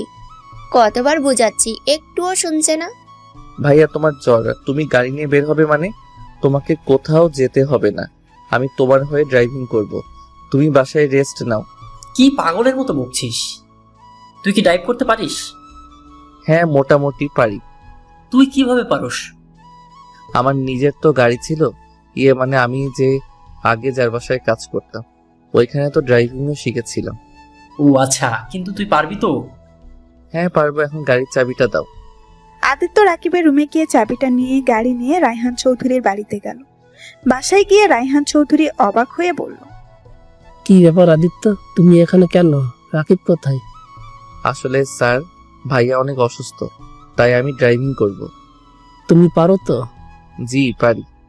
আদিত্য, তোমাকে যে ঠিকানা দিলাম ওটাতে চলো। আগামীকাল মিটিং করতে হবে। তিশাকে নামিয়ে দিয়ে আমরা হোটেলে চলে যাব। আদিত্য দরজা খুলে দিয়ে রায়হান চৌধুরী আর তিশা গাড়িতে উঠে বসলো। আদিত্য ড্রাইভিং করতে লাগলো। আদিত্য শহরের পথে রওনা দিল। প্রায় 3 ঘন্টা পর ঢাকা চলে আসলো। কোন ঠিকানা স্যার? আমার তো ঠিক মনে নাই। রায়হান চৌধুরী যে ঠিকানা দিল, আদিত্য থুতমুতু খেয়ে গেল। আদিত্য ঢোক গিলে রওনা দিল। আদিত্যর বাড়িতে তিশা নামবে। আদিত্য বুঝতে পারছে না তিশা ওদের সম্পর্কে কি হয়। আদিত্য ওইদিকে গিয়ে তিশাকে নামিয়ে দিয়ে বেশি দেরি না করে রায়হান চৌধুরীকে নিয়ে চলে আসলো। আদিত্য, তুমি তো সব দিক দিয়ে এক্সপার্ট। ও তেমন কিছু না। আচ্ছা স্যার, একটা কথা বলবো? হ্যাঁ বলো। তিশা ম্যামকে যে রেখে আসলাম, ওইটা কার বাসা ছিল? ওইটা আমার ভাইয়ের বাসা। তা আপনি গেলেন না কেন? ওনাদের সাথে তো দেখা করা উচিত ছিল। আদিত্য, বেশি না বুঝে নিজের কাজ করো। আদিত্য আর কিছু বলল না।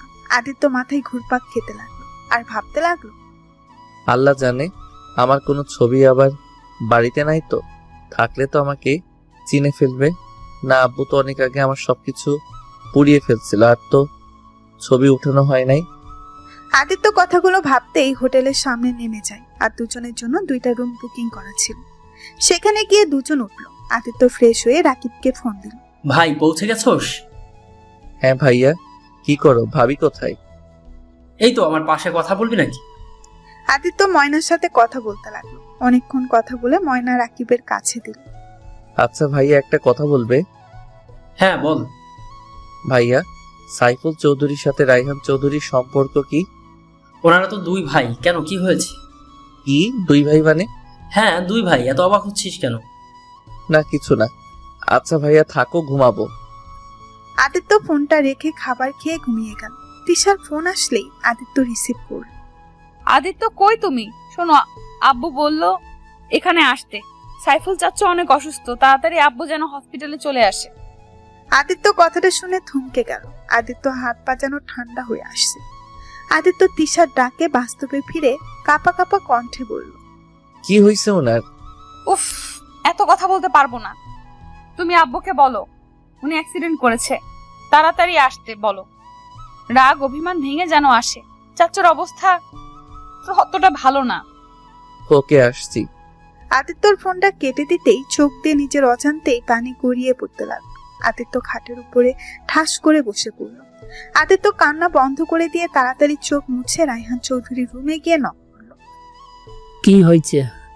আদিত্য কিছু বলবে? স্যার, আপনার ভাই নাকি অ্যাক্সিডেন্ট করছে, তিশা ম্যাম এখনই যেতে বলল। রায়হান চৌধুরী কথাটা শুনে যেন থমকে গেল, তার চোখের পানি চলে আসলো। আদিত্য বলল, স্যার আপনি রেডি হয়ে নিন, আমি গাড়ি বের করি। আদিত্য বের হয়ে গেল। রায়হান চৌধুরী আসলে আদিত্য গাড়ি নিয়ে রওনা দিল। সিটি হসপিটালের উদ্দেশ্যে বের হয়। অনেক স্পিডে চালাতে লাগলো। 30 মিনিটের মধ্যেই হসপিটালে চলে আসলো। রায়হান চৌধুরী আদিত্যকে গাড়িতে থাকতে বলে চলে গেল। আদিত্য মুখে মাস্ক পরে গিয়ে গাড়িতে অপেক্ষা করতে লাগলো। আদিত্যের মন যেন ছটফট করতে লাগলো। একজন নিজের আব্বুকে দেখার জন্য আদিত্য সহ্য করতে না পেরে চলে গেল উপরে। আদিত্য ওর আব্বুর কেবিন খুঁজে বের করলো। গিয়ে দেখে সবাই দাঁড়িয়ে আছে। তুলিকে দেখে আদিত্যের রাগ উঠে গেল। আদিত্য দূর থেকে লক্ষ্য করলো। আদিত্য ওর ভাইকে দেখে অবাক হয়ে গেল। মোটা তাজা মানুষটা এত শুকিয়ে গেছে, আদিত্য ভাবতেও পারছে না। হঠাৎ করে আদিত্যর দিকে ওর ভাইয়ের চোখ পড়লেই আদিত্য ঘুরে দাঁড়ায়। আদিত্যের আব্বুকে রক্ত দিতে হবে শুনে আদিত্য থমকে দাঁড়ায়। ডাক্তার কেবিনে আসলেই আদিত্য ডাক্তারের কাছে গিয়ে রক্ত দেয়। রক্ত দিয়েই আদিত্য ওইখান থেকে চলে আসে। রাত অনেক হলেই আদিত্য তিশাকে আর রায়হান চৌধুরীকে ওদের বাসায় রেখে আসে। আদিত্য, তুমি কি এখানে থাকবে নাকি হোটেলে চলে যাবে? হোটেলে চলে যাই। আদিত্য কথাটা বলে ওদের থেকে বিদায় নিয়ে হোটেলে যায় না। আদিত্য লুকিয়ে হসপিটালে যায়।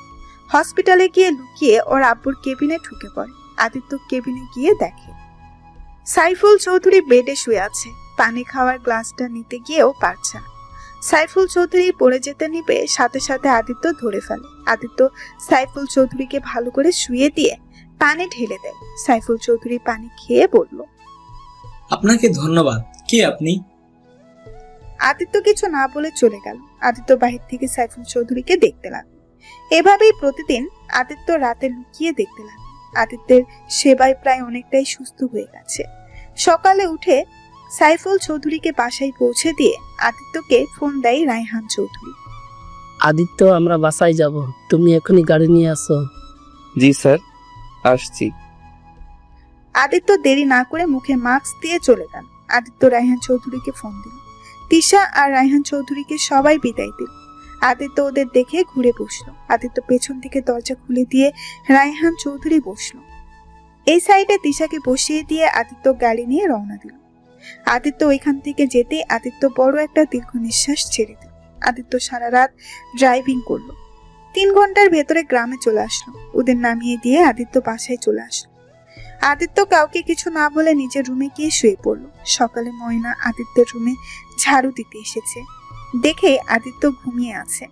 আদিত্যকে কিছু না বলে ঘর ঝাড়ু দিয়ে রুম থেকে বের হল। আদিত্য ঘুম ভাঙতে দেখে 8টা বেজে গেছে।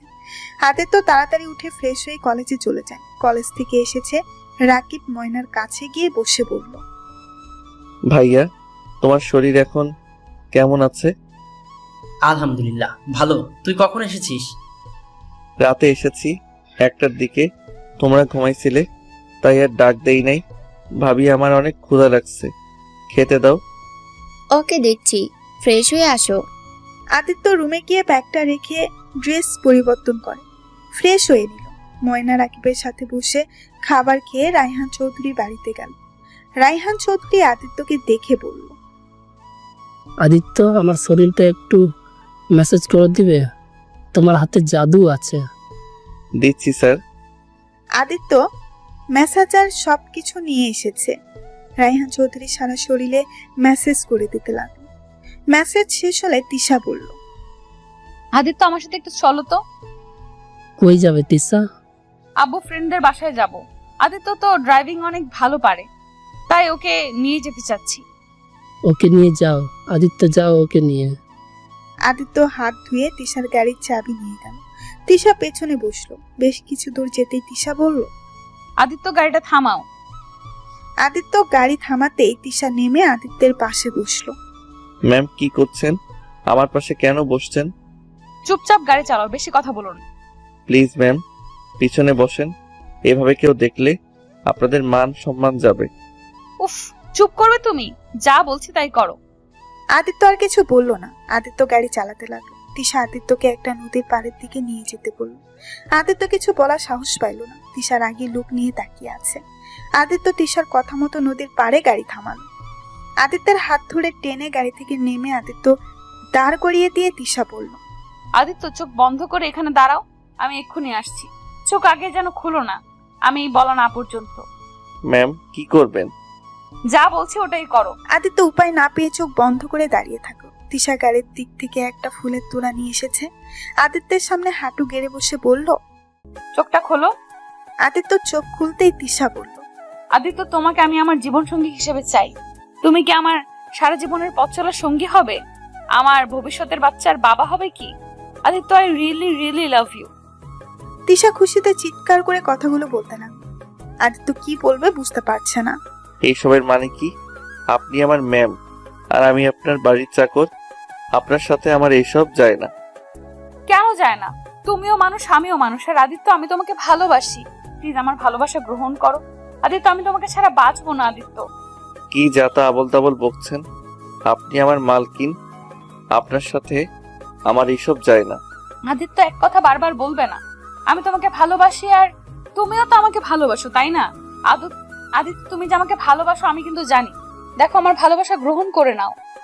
আমি আপনাকে ভালোবাসি না, এইটা সম্পূর্ণ মিথ্যা কথা। কোথায় আপনি আর কোথায় আমি? আপনার সাথে এইসব আমি কল্পনাও করি না। আপনি আমার মালকিন আর আমি আপনার চাকর। Just shut up. কিসের চাকর? হ্যাঁ, দেখো, আমি তোমাকে ভালোবাসি, এটাই শেষ কথা। আমি তোমাকে ছাড়া সত্যিই বাঁচবো না। আমি তোমাকে না পেলে এক্ষুনি এই নদীতে ঝাঁপ দিয়ে আত্মহত্যা করবো। প্লিজ ম্যাম, এমন কিছুই করবেন না। ম্যাম, আপনি আমাকে কি দেখে ভালোবাসেন বলেন তো? দেখেন ম্যাম, এইটা আপনার ভালো লাগে বা আবেগ, সো এটা নিয়ে বাড়াবাড়ি করবেন না। Just shut up. আমি যেটা বলি সেটাই শোনো। তুমি কি চাও আমি এক্ষুনি আত্মহত্যা করি? দেখো, আমি তোমার সাথে মজা করছি না। তুমি যদি আমাকে এখন গ্রহণ না করো তাহলে আমি এক্ষুনি এই নদীতে ঝাঁপ দিব। আর তুমি এতদিনে বুঝে গেছো আমি যেটা বলি সেটাই করি। দেখেন, এটা পাগলামি ছাড়া কিছুই না। আপনি বোঝার চেষ্টা করেন। দেখেন, আপনি যদি আমার সাথে রিলেশনে আছেন, আপনার ফ্যামিলির মান সম্মান কোথায় গিয়ে দাঁড়াবে বুঝতে পারছেন? আর আপনার আব্বু কোনোদিন আমাদের সম্পর্ক মেনে নিবে না। তার মানে তুমি আমাকে ভালোবাসো, তাই না? তা না হলে মেনে নেওয়ার প্রশ্ন আসতো না। না, বাসি না। আপনাকে আমি জাস্ট বুঝালাম। ও, বুঝছি। আমাকে কি করতে হবে? তুমি চাও না যে আমি বেঁচে থাকি। শোনো, আমার বেঁচে থেকে কোনো অধিকার নেই। তিশা কথাটা বলেই নদীর দিকে দৌড়ে যেতে লাগলো। আদিত্য তিশার পেছন পেছন দৌড়ে যেতে লাগলো। তিশা যেই ঝাঁপ দিতে যাবে সাথে সাথে আদিত্য হাত ধরে টেনে বুকের সাথে শক্ত করে জড়িয়ে ধরে বলল, এই পাগলি, কোথায় যাচ্ছ? আমাকে একা রেখে চলে গেলে আমার কি হবে? আমি কাকে নিয়ে বেঁচে থাকবো?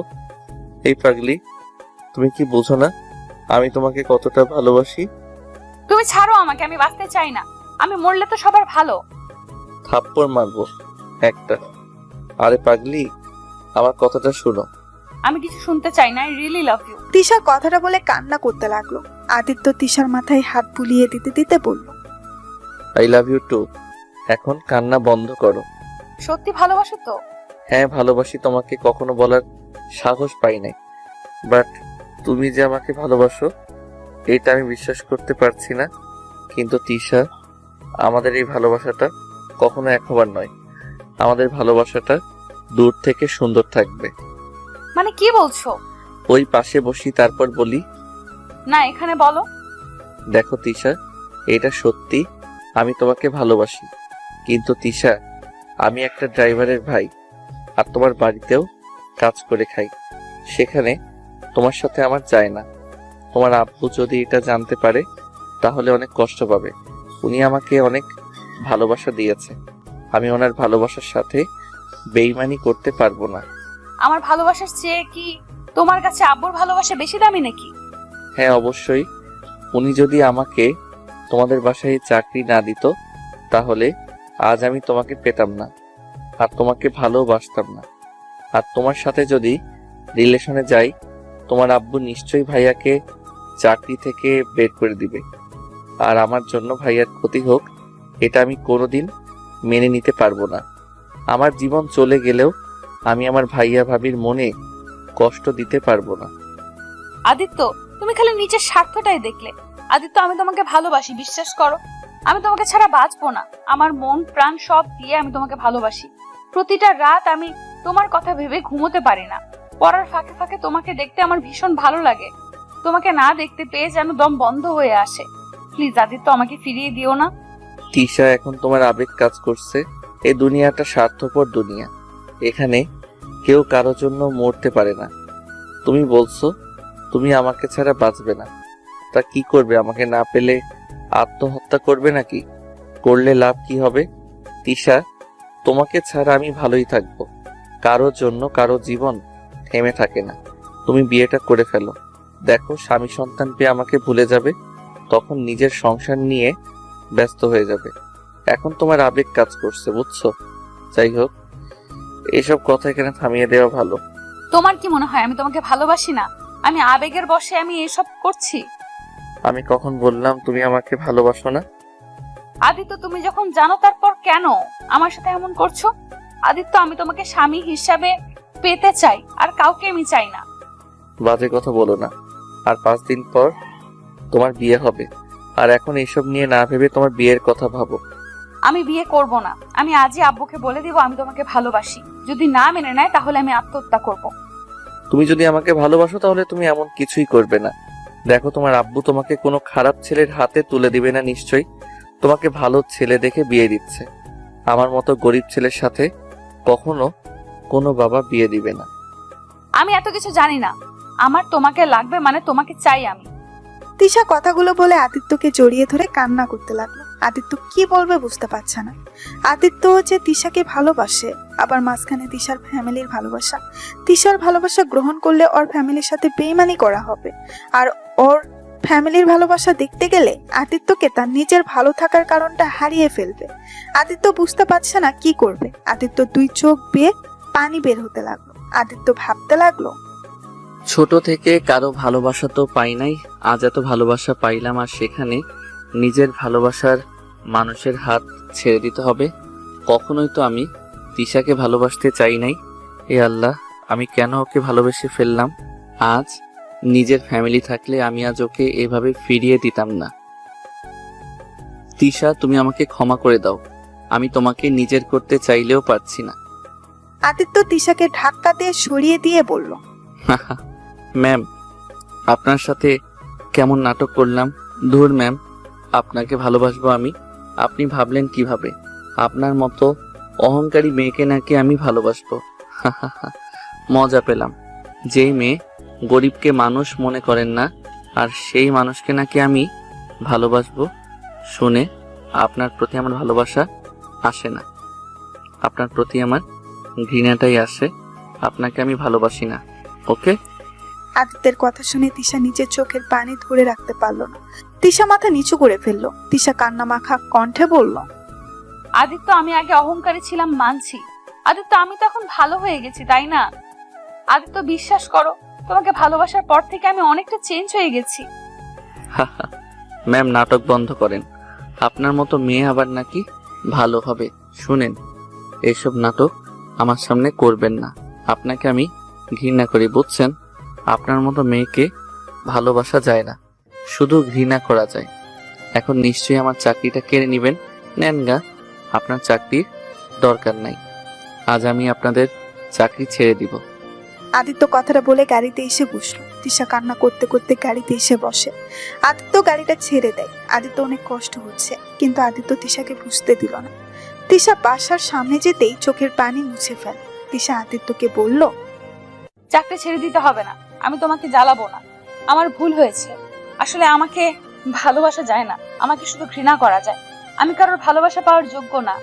তুমি প্লিজ আমার জন্য চাকরি ছেড়ে দিও না। তিশা কথাগুলো বলে হাঁটা শুরু করলো। আদিত্য গাড়ির চাবি নিয়ে তিশার সাথে হেঁটে যেতে লাগলো। আদিত্য আর তিশা বাসার ভেতরে প্রবেশ করলেই রাকিব বলল, আদিত্য, কই গেছিলি? বাসা চল। আর তোর ফোন বন্ধ কেন? ফোন বন্ধ? ও ভাইয়া, মনে হয় ফোনে চার্জ নাই। তিশা মামনি, কিছু হয়েছে তোমার? কই না তো আব্বু। আচ্ছা তোমরা থাকো, আমি রুমে যাচ্ছি। তিশা দৌড়ে চলে গেল। আদিত্য গাড়ির চাবিটা রেখে রাকিবের সাথে বাসায় চলে আসে। আদিত্য বাসায় এসেছে গোসল করে নিজের রুমে শুয়ে থেকে অনেকক্ষণ কান্না করতে লাগলো। ময়না আদিত্য রুম থেকে কান্নার শব্দ পেয়ে রুমে প্রবেশ করতে দেখেই আদিত্য কান্না করছে। আদিত্য ময়নাকে দেখে তাড়াতাড়ি চোখ মুছে ফেললো। আদিত্য, কি হয়েছে? কান্না করছো কেন? কই ভাবি, কিছু হয় নাই তো। তোমার চোখ তাহলে লাল কেন?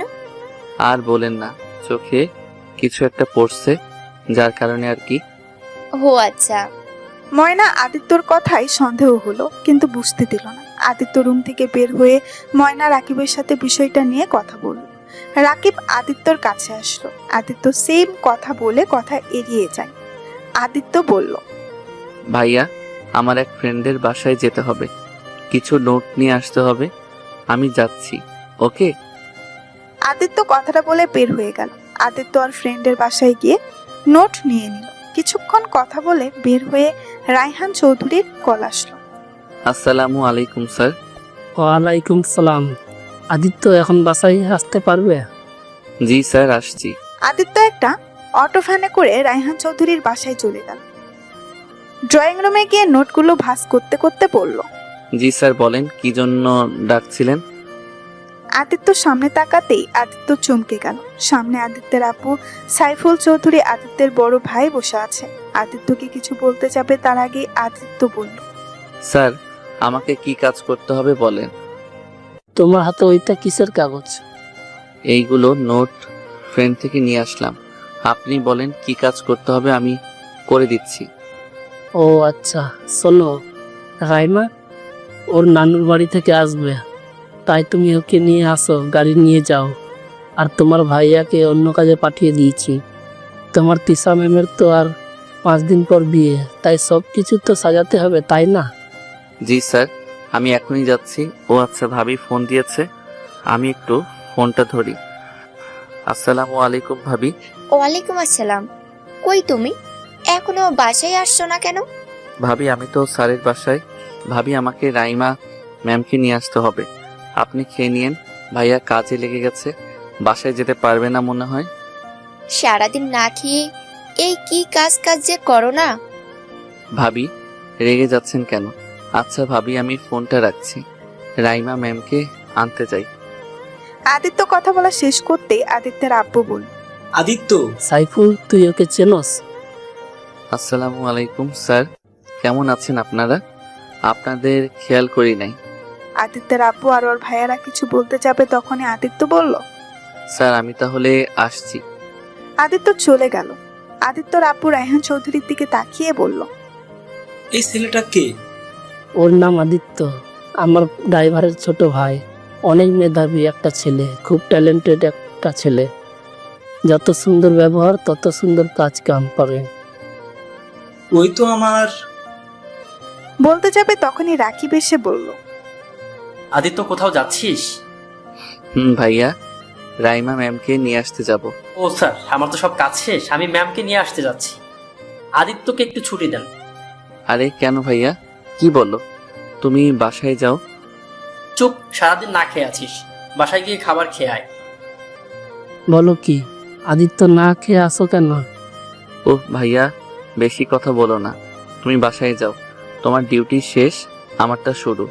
তুমি যাও, ভাবি তোমার জন্য অপেক্ষা করছে, আর আমি রাস্তায় কিছু খেয়ে নিব। যাও। আর ভাইয়া, কিছু টাকা দাও। রাকিব পকেট থেকে 200 টাকা বের করে দিল। আদিত্য চলে গেল। রাকিব আর আদিত্যের কাণ্ড দেখে আদিত্যের আব্বু আর ওই ভাইয়েরা অবাক হয়ে দেখছিল। রায়হান চৌধুরী হেসে বলল, তাহলে আর কি, তুমি বাসায় যাও। তোমাদের 2 ভাইয়ের ব্যবহার দেখলে আমার আর সাইফুলের কথা মনে পড়ে যায়। আমরাও ছোটবেলায় এমন ছিলাম। আসলে কি বলবো স্যার, ভাইটা অনেক ফাজিল হয়ে যাচ্ছে দিন দিন। আচ্ছা স্যার, আমি তাহলে বাসায় যাচ্ছি। রাকিব ওইখান থেকে বিদায় নিয়ে চলে যায়। আদিত্য রাইমাকে নিয়ে চলে আসে। এসে দেখে তুলি আর তিশা বসে আছে। তুলি আদিত্যকে দেখে চমকে গেল। আদিত্য, তুমি এখানে? ভাবি, আদিত্যকে চেনেন আপনি? ওয়ালাইকুম আসসালাম। হ্যাঁ, ভালো আছি। আদিত্য, তুমি? আসসালামু আলাইকুম ম্যাম, ভালো আছেন? ম্যাম, আপনাকে অনেক দিন পর দেখলাম, ভালো লাগলো আপনার সাথে দেখা হয়ে। আদিত্য শোনো, আম্মু তোমাকে ডাকছে। আদিত্য রান্নাঘরে গেলেই আদিত্যকে 2 কাপ চা দিল। আদিত্যকে ওর আব্বু আর ভাইকে চা দিতে আসতে বললো। উপায়ও নাই যে না করে দিবে। আদিত্য না চাইতেও নিয়ে যেতে হলো। আদিত্য পেছন পেছন তুলিও যেতে লাগলো। আদিত্য রুমের সামনে গিয়ে বলল। এই নিন আপনাদের চা। আদিত্য টেবিলের উপরে চাটা রাখতেই আদিত্যের আব্বু আদিত্যকে জড়িয়ে ধরে কান্না করতে লাগলো। আদিত্য সরিয়ে দেওয়ার চেষ্টা করতে লাগলো। আদিত্য, আমাদের ক্ষমা করে দে বাপ। আমরা তোর সাথে অনেক অন্যায় করেছি বাপ। তুই বেঁচে আছিস, এটাই হাজার হাজার শুক্রিয়া। জানিস, আমি ভেবেছি তুই এই দুনিয়াতে বেঁচে নেই। যেদিন হসপিটাল তোকে প্রথম অনুভব করেছিলাম, সেদিন বুঝেছিলাম তুই মারা যাস নাই। তোর উপরে এত অত্যাচার করার পর তুই কিভাবে আমার জীবন বাঁচালি রক্ত দিয়ে। আমি তোর সাথে কম অবিচার করি নাই। আমাকে ছাড়েন। কি করছেন স্যার? দেখেন কেউ দেখে ফেললে আমার চাকরিটা চলে যেতে পারে। প্লিজ স্যার, আমাকে ছেড়ে দেন। আদিত্য ওর আব্বুকে সরিয়ে দিয়ে চা দিতে যাবে, তখনই ওর ভাই ওর গালে থাপ্পড় দিয়ে জড়িয়ে ধরে কান্না করতে লাগলো। আদিত্য চোখের পানি ধরে রাখতে পারলো না। আদিত্য ভাইয়াকে অনেক ভালোবাসে। আদিত্য নিজের চোখে মুছে ওদের সরিয়ে দিয়ে বলল। দেখেন, আপনাদের আমি চিনি না, আমাকে প্লিজ যেতে দেন। আদিত্য প্লিজ আমাদের ক্ষমা করে দে। আমরা আমাদের ভুল বুঝতে পারছি, প্লিজ। দেখ আব্বুর অবস্থা, তোকে হারানোর কষ্টে প্রতিনিয়ত নিজের ক্ষতি করার চেষ্টা করতো। আমরা জানি তুমি মারা গেছো। তোমার হাতের ব্রেসলাইটটা ব্রিজের উপরে পেয়েছিলাম। আর তোর মরার খবর শুনে আব্বু নিজেকে ঠিক রাখতে না পেরে কতবার যে আত্মহত্যা করতে গেছে তার হিসাব নাই। প্লিজ আদিত্য, আমাদের সবাইকে ক্ষমা করে দে। আদিত্যের আব্বু আদিত্যের পায়ে ধরতে গেলে আদিত্য থামিয়ে দিয়ে বলল। আব্বু, তুমি এই ভালোবাসাটা ভুল সময় করে ফেলছো। আব্বু, আমি তোমাদের জন্য মৃত। আব্বু, মানুষ সময় থাকতে সময়ের মূল্য দিতে পারে না, যখন হারিয়ে যায় তখন দেয়। আব্বু, তোমাদের উপরে আমার আর কোনো রাগ অভিমান নাই। তোমরা ভালোই থাকো, এই দোয়া করি। আর প্লিজ আমার সুখটা কেড়ে নিও না। আমাকে প্লিজ সবার থেকে আলাদা করে দিও না। তোমাদের আমি পায়ে ধরি, প্লিজ কাউকে বলো না আমি তোমার সন্তান। আদিত্য পায়ে ধরতে গেলে আদিত্যের আব্বু বুকে জড়িয়ে ধরে। আমার সন্তানকে আমি এভাবে দেখতে পারবো না। আমার ভাইয়ের বাড়িতে আমার ছেলে চাকর, এটা আমি মেনে নিতে পারছি না।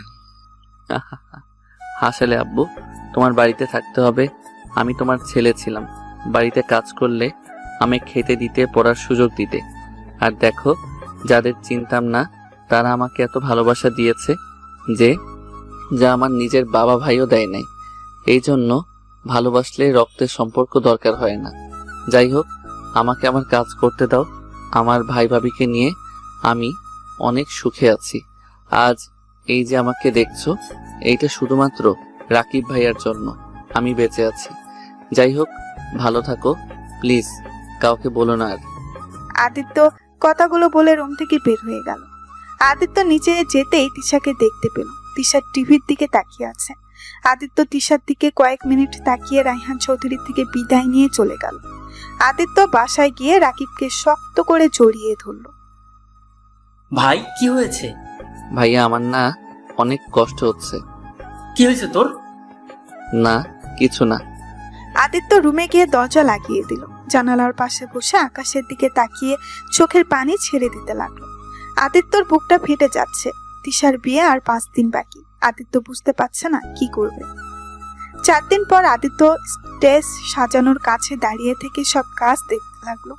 ঠিকঠাক মতো কাজ হচ্ছে কিনা আদিত্য চারিদিকে ভালো করে খেয়াল রাখতে লাগলো। আদিত্যের আব্বু মাঝে মাঝে আদিত্যের সাথে কাজ করতে লাগলো। আদিত্য বলল, আব্বু তুমি যাও, আমি কাজটা দেখে নিচ্ছি। তুমি অসুস্থ হয়ে যাবে। কিচ্ছু হবে না আমার ছেলে, যেখানে 4 দিন ধরে খাটা খাচ্ছে আর সেখানে আমি একটু কাজ করলে কিচ্ছু হবে না। আব্বু জিদ করো না, এইটা আমার কাজ। আমি এই বাড়ির চাকর, আর আমি কাজ করব না তো কে করবে? ফালতু কথা বলিস না, তুই এই বাড়ির ছেলে। আচ্ছা আব্বু, তোমার যে ফ্যামিলি আছে এটা তো কখনো আমাদের বলো নাই। শুধু এই বাড়ির পিক দেখিয়েছিলে আর বলেছিলে সবাই মারা গেছে। তুমি আসলে কেমন একটা মানুষ, জলজান্ত মানুষকেও মেরে ফেলতে পারো। আমি খুব খারাপ মানুষ রে। তোর আম্মুকে যখন ভালোবেসে পালিয়ে বিয়ে করি তখন কেউ আমাদের মেনে নেয় নাই। তোর আম্মু আর আমাকে অনেকে আলাদা করার চেষ্টা করেছে, যার কারণে আমি এই ফ্যামিলিকে পছন্দ করতাম না। তুই ভালো করে জানিস তোর আম্মুকে আমি কতটা ভালোবাসি। তোকে জন্ম দিতে গিয়ে মারা যাওয়ার কারণে আমি তোর উপর কতটা অত্যাচার করেছি। বাহ, এই দুনিয়াতে তুমি একমাত্র মানুষ যে নিজের স্ত্রীকে এত ভালোবাসে। যাই হোক, এবার যাও, রোদে আর কাজ করব না, এসব আমি নিয়ে যাচ্ছি। আদিত্য ঝিলিক নাইটগুলো নিয়ে চলে গেল। তারপর দুপুরের দিকে গায়ে হলুদ শুরু হয়ে গেল। তিশা স্টেজে বসে আছে, তিশা আমার দিকে তাকিয়ে আছে। সবাই তিশাকে গায়ে হলুদ দিতে ব্যস্ত, আর এদিকে তিশার দিকে না তাকানোর ভান করে কাজ করতে লাগলাম। তিশার চোখ দিয়ে পানি পড়ছে। আমি জিনিসটা দেখে ওইখান থেকে চলে আসলাম। বাসার পিছনে গিয়ে কান্না করতে লাগলাম। অনেকক্ষণ কান্না করে চোখের পানি মুছে আবার বাসার ভিতরে গিয়ে দেখতে লাগলাম কারো কিছু লাগবে কিনা। সারাদিন কাজ করতে লাগলাম। কাজ করে ক্লান্ত হয়ে একটা ট্রেজের উপরে বসে পড়লাম। তখন আব্বু একটা প্লেটে খাবার নিয়ে এসেছে, আমার দিকে এগিয়ে দিল।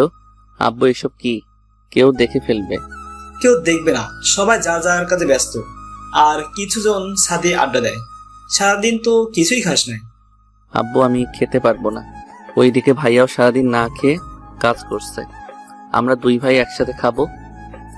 আদিত্য, আব্বু থাকো, ভাবি ডাকছে। আদিত্য উঠে গেল। ময়নার সামনে গেলেই ময়না আদিত্যকে নিয়ে গেল। সবাই খেতে বসেছে। আদিত্য রাকিব পাশে গিয়ে বসলো। রাকিব দুজনকে খাওয়া দিতে লাগলো। আদিত্য কাজ করতে গিয়ে একটু কেটে গেছে, যার জন্য রাকিব খাইয়ে দিচ্ছে। এটা আদিত্যের আব্বু আর ওর ভাই দূর থেকে দেখতে লাগলো। আদিত্যের আব্বু অনেক খুশি লাগছে যে আদিত্য অন্তত অনেক ভালো আছে। সারা দিন জীবন তো কষ্ট দিয়ে গেছে। আদিত্য খাবার খাওয়া শেষ করে রাকিবের গালে কিস করে চলে গেল। রাকিব হাসতে লাগলো। আদিত্য বাসার ভেতরে ঢুকতে আদিত্যকে বলল, আদিত্য, দেখো তো ছাদেকে আর কি লাগবে, একটু দেখে আসো প্লিজ। Okay sir. আদিত্য সাথে সাথে ওর আব্বু ভাইও যেতে লাগলো। আদিত্য এক কানিতে দাঁড়িয়ে থাকলো। আদিত্যের আব্বু ভাই সবার সাথে যোগ দিল। তুলি আদিত্যের দিকে তাকিয়ে আছে। আদিত্য সবাইকে যা যা চাচ্ছে দিতে লাগলো। আত্মীয় স্বজন আস্তে আস্তে সবাই ছাদে চলে আসলো। ওদের সবার লাইফে একটা কথা বলতে লাগলো। রায়হান চৌধুরী তার স্ত্রীর উদ্দেশ্যে বলল, আমার স্ত্রী আমার প্রথম ভালোবাসা এবং শেষ ভালোবাসা। বাহ আঙ্কেল, আপনাদের দুই ভাই একই অবস্থা। তুলি কথাটা বলতে সবাই হেসে দিল। আদিত্যের এসব বিরক্ত লাগলো, কারণ ছোটদের মাঝে বড়রা কেন এসেছে, আড্ডা দিচ্ছে, এটাই ও বুঝতে পারছে না। আদিত্য চলে যেতে নিবে, তখনই তিশাকে কেউ একটা প্রশ্ন করে তিশা বলতে লাগলো, হ্যাঁ, আমার লাইফেও ভালোবাসা নামে শব্দটা এসেছিল, কিন্তু সেই শব্দটা শুরু হওয়ার আগেই শেষ হয়ে গেছে। তুমি কাউকে ভালোবাসো? আমাদের তো কখনো বলো নাই। কি বলবো আব্বু, সেই তো আমায় ভালোবাসে না। একতরফা ভালোবাসা কখনো এক হতে পারে না। আর আব্বু, তুমি বিয়ে ঠিক করার আগে একবার আমার থেকে অনুমতি নিলে না? একবার জিজ্ঞেস করলেও না আমি বিয়েটা করতে চাই নাকি না? জানো আব্বু, আমার সন্তান হলে আমি সবার প্রথমে জিজ্ঞেস করব তারা কাউকে ভালোবাসে কিনা, তারা কি চায়, সেইটা সব সময় বোঝার চেষ্টা করব। কখনো আমার সন্তানের উপরে সবকিছু জোর করে তুলে দিব না। তিশার চোখ দিয়ে টপ টপ করে পানি পড়তে লাগলো। তিশার এমন কথা শুনে সবাই চুপ হয়ে গেল। কারো মুখে কোনো কথা নাই। রায়হান চৌধুরী তিশার চোখের পানিগুলো বুকের ভেতরে গেঁথে পড়ছে। রায়হান চৌধুরী কি বলবে বুঝতে পারছে না। যাই হোক, সবাইকে চুপ করিয়ে দেওয়ার জন্য ক্ষমা চাচ্ছি। আর আব্বু, ভয় পেও না, আমি পালিয়ে যাব। তুমি বিয়ে ঠিক করেছো, আমি বিয়ে বসবো, তাই চিন্তা করো না। পালানোর হলে কবেই পালাতাম। বাহ, এই ছোট মেয়েটার সাথে ও তোমরা একই কাজ করলে, এর জন্য তোমাদের আমার দেখতে ইচ্ছা করে না। তিশা মামুনি, এখনো সময় আছে। তুমি কাকে ভালোবাসো আমাকে বলো, আমি নিজে তোমাকে তার হাতে তুলে দেব। থাক চাচ্ছু, লাগবে না। আমাকে সে ভালোবাসে না। আমি তো একটা অহংকারী মেয়ে। অহংকারী মেয়েরা কারো ভালোবাসা পাওয়ার যোগ্য না। কথাটা বলে তিশা কান্না করতে করতে দৌড়ে চলে গেল। আদিত্য কোনো মতে নিজেকে সামলিয়ে নিল। আমি বড্ড ভুল করে ফেলেছি। আমার আসলেই উচিত ছিল তিশার পরামর্শ করার, আর ওই কাকে ভালোবাসে আমার জানা উচিত ছিল। এখনো সময় আছে। দেখো ভাইয়া, এভাবে বিয়ে দিলে ও কখনোই সুখী হবে না। সারা জীবন তোমার প্রতি ওর ঘৃণা জমে থাকবে। আচ্ছা আমি আসছি। রায়হান চৌধুরী নিচে চলে গেল, সাথে সবাই এক এক করে নিচে চলে গেল। আদিত্য আকাশের দিকে তাকিয়ে থাকলো। এই আকাশ বলো না আমার কি করা উচিত। আমার যে এসব আর সহ্য হচ্ছে না। আমি কিভাবে বলবো চাচুকে আমি তার মেয়েকে ভালোবাসি? সেই তো কোনোদিন আমাকে মেনে নিবে না। তার নুন খেয়ে আমি তার মেয়েকে ভালোবেসে ফেলছি। তিশা ভালো একটা ছেলের সাথে বিয়ে হতে যাচ্ছে। আমি কিভাবে তিশাকে আমার লাইফের সাথে জড়াবো? আমার সব থেকেও যে নাই আল্লাহ, আমি যাকে ভালোবাসি সেই আমার লাইফ থেকে কেন চলে যায়? আদিত্য কথাগুলো বলে হাঁটু গেড়ে বসে কান্না করতে লাগলো। আদিত্য কান্না করতে করতে ওখানেই ঘুমিয়ে যায়। সকালে তিশা ছাদে আসতে দেখে আদিত্য পড়ে আছে। তিশা দৌড়ে গিয়ে আদিত্যের মাথা কোলে তুলে নিয়ে বলল, এই আদিত্য, কি হয়েছে তোমার? এই আদিত্য, শুনতে পারছো? আদিত্যের ঘুম ভাঙতেই তিশার কোলে দেখে লাফতে উঠে পড়ল। আদিত্য তিশার দিকে তাকানোর সাহসটুকুও নেই।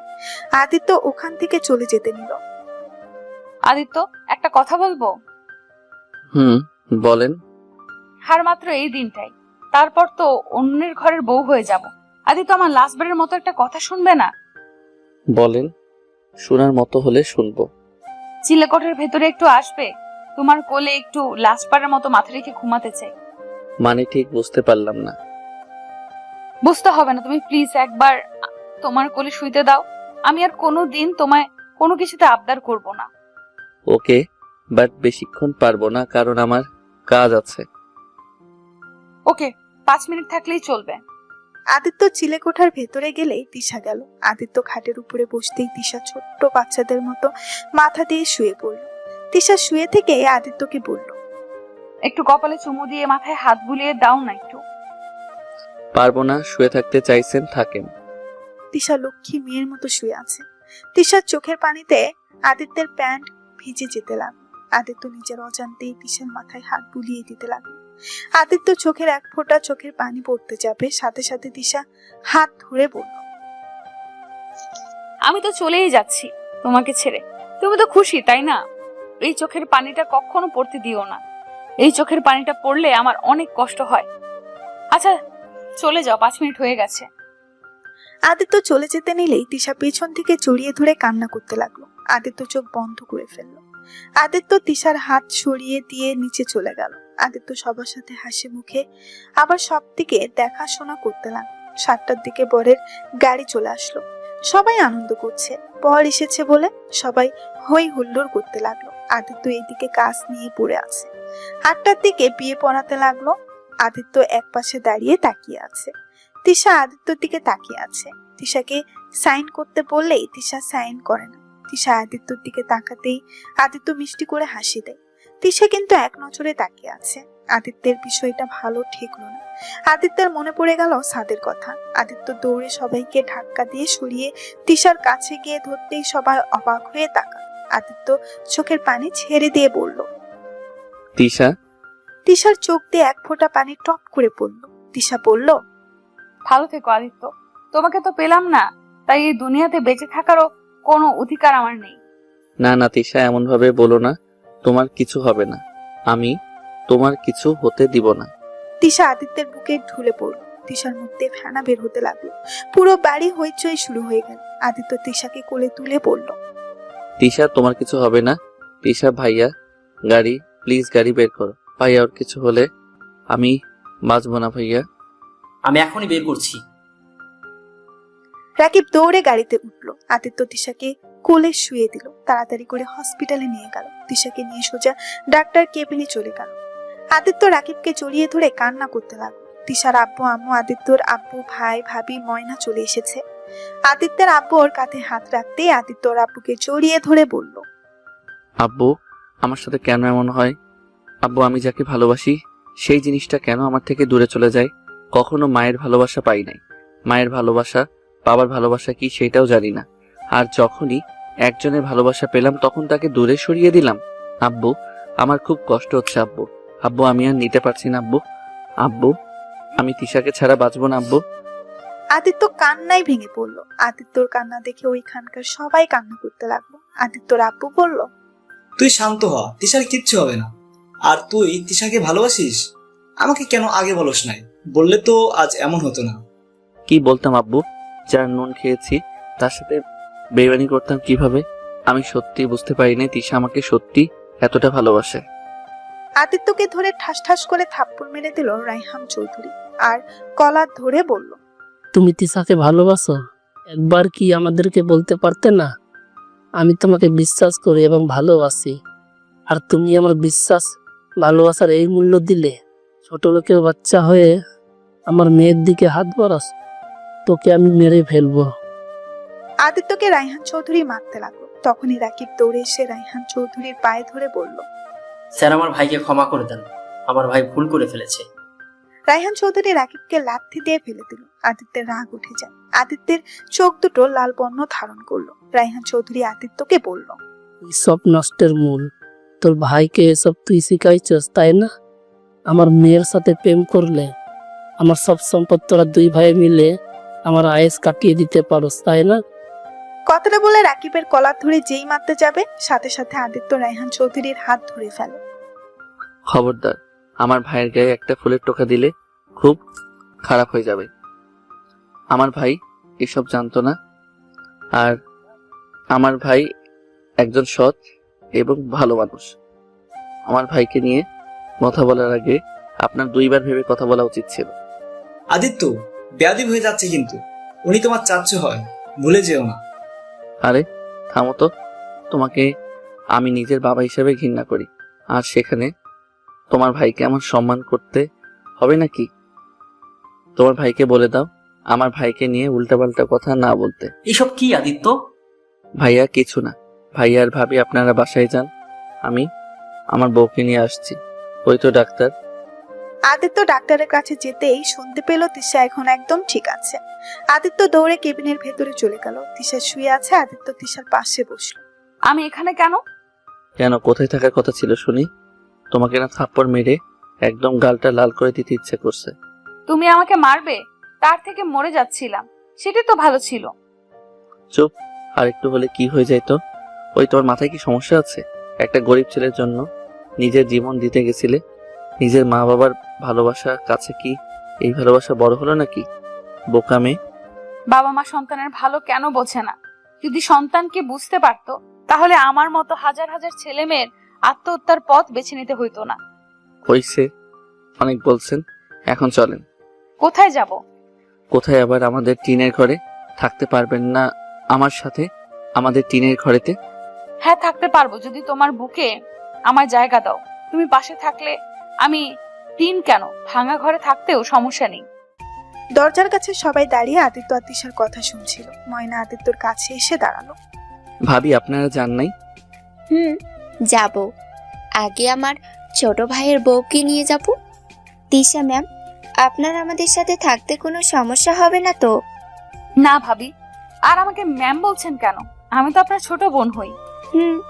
তাই তো, ম্যাম কেন বলি?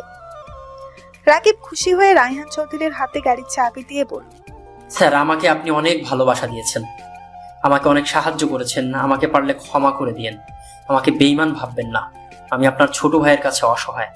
আর স্যার আপনার টাকার প্রতি আমার কোনো লোভ নাই, আমরা অল্পতেই খুশি হতে জানি। ভালো থাকবেন স্যার, আপনার বাড়িতে কাজ করতে পারবো না আর। আদিত্য, বৌমাকে কোলে তুলে নিয়ে চল। আদিত্য তিশাকে কোলে তুলে নিয়ে সবার সামনে দিয়ে তিশাকে নিয়ে আসলো। ময়না রাকিবও চলে আসলো। আদিত্য তিশাকে ময়না রুমে নামিয়ে দিয়ে বলল, ভাবি, তিশা আপনার সাথে ঘুমাক, আমাদের তো বিয়ে হয় নাই।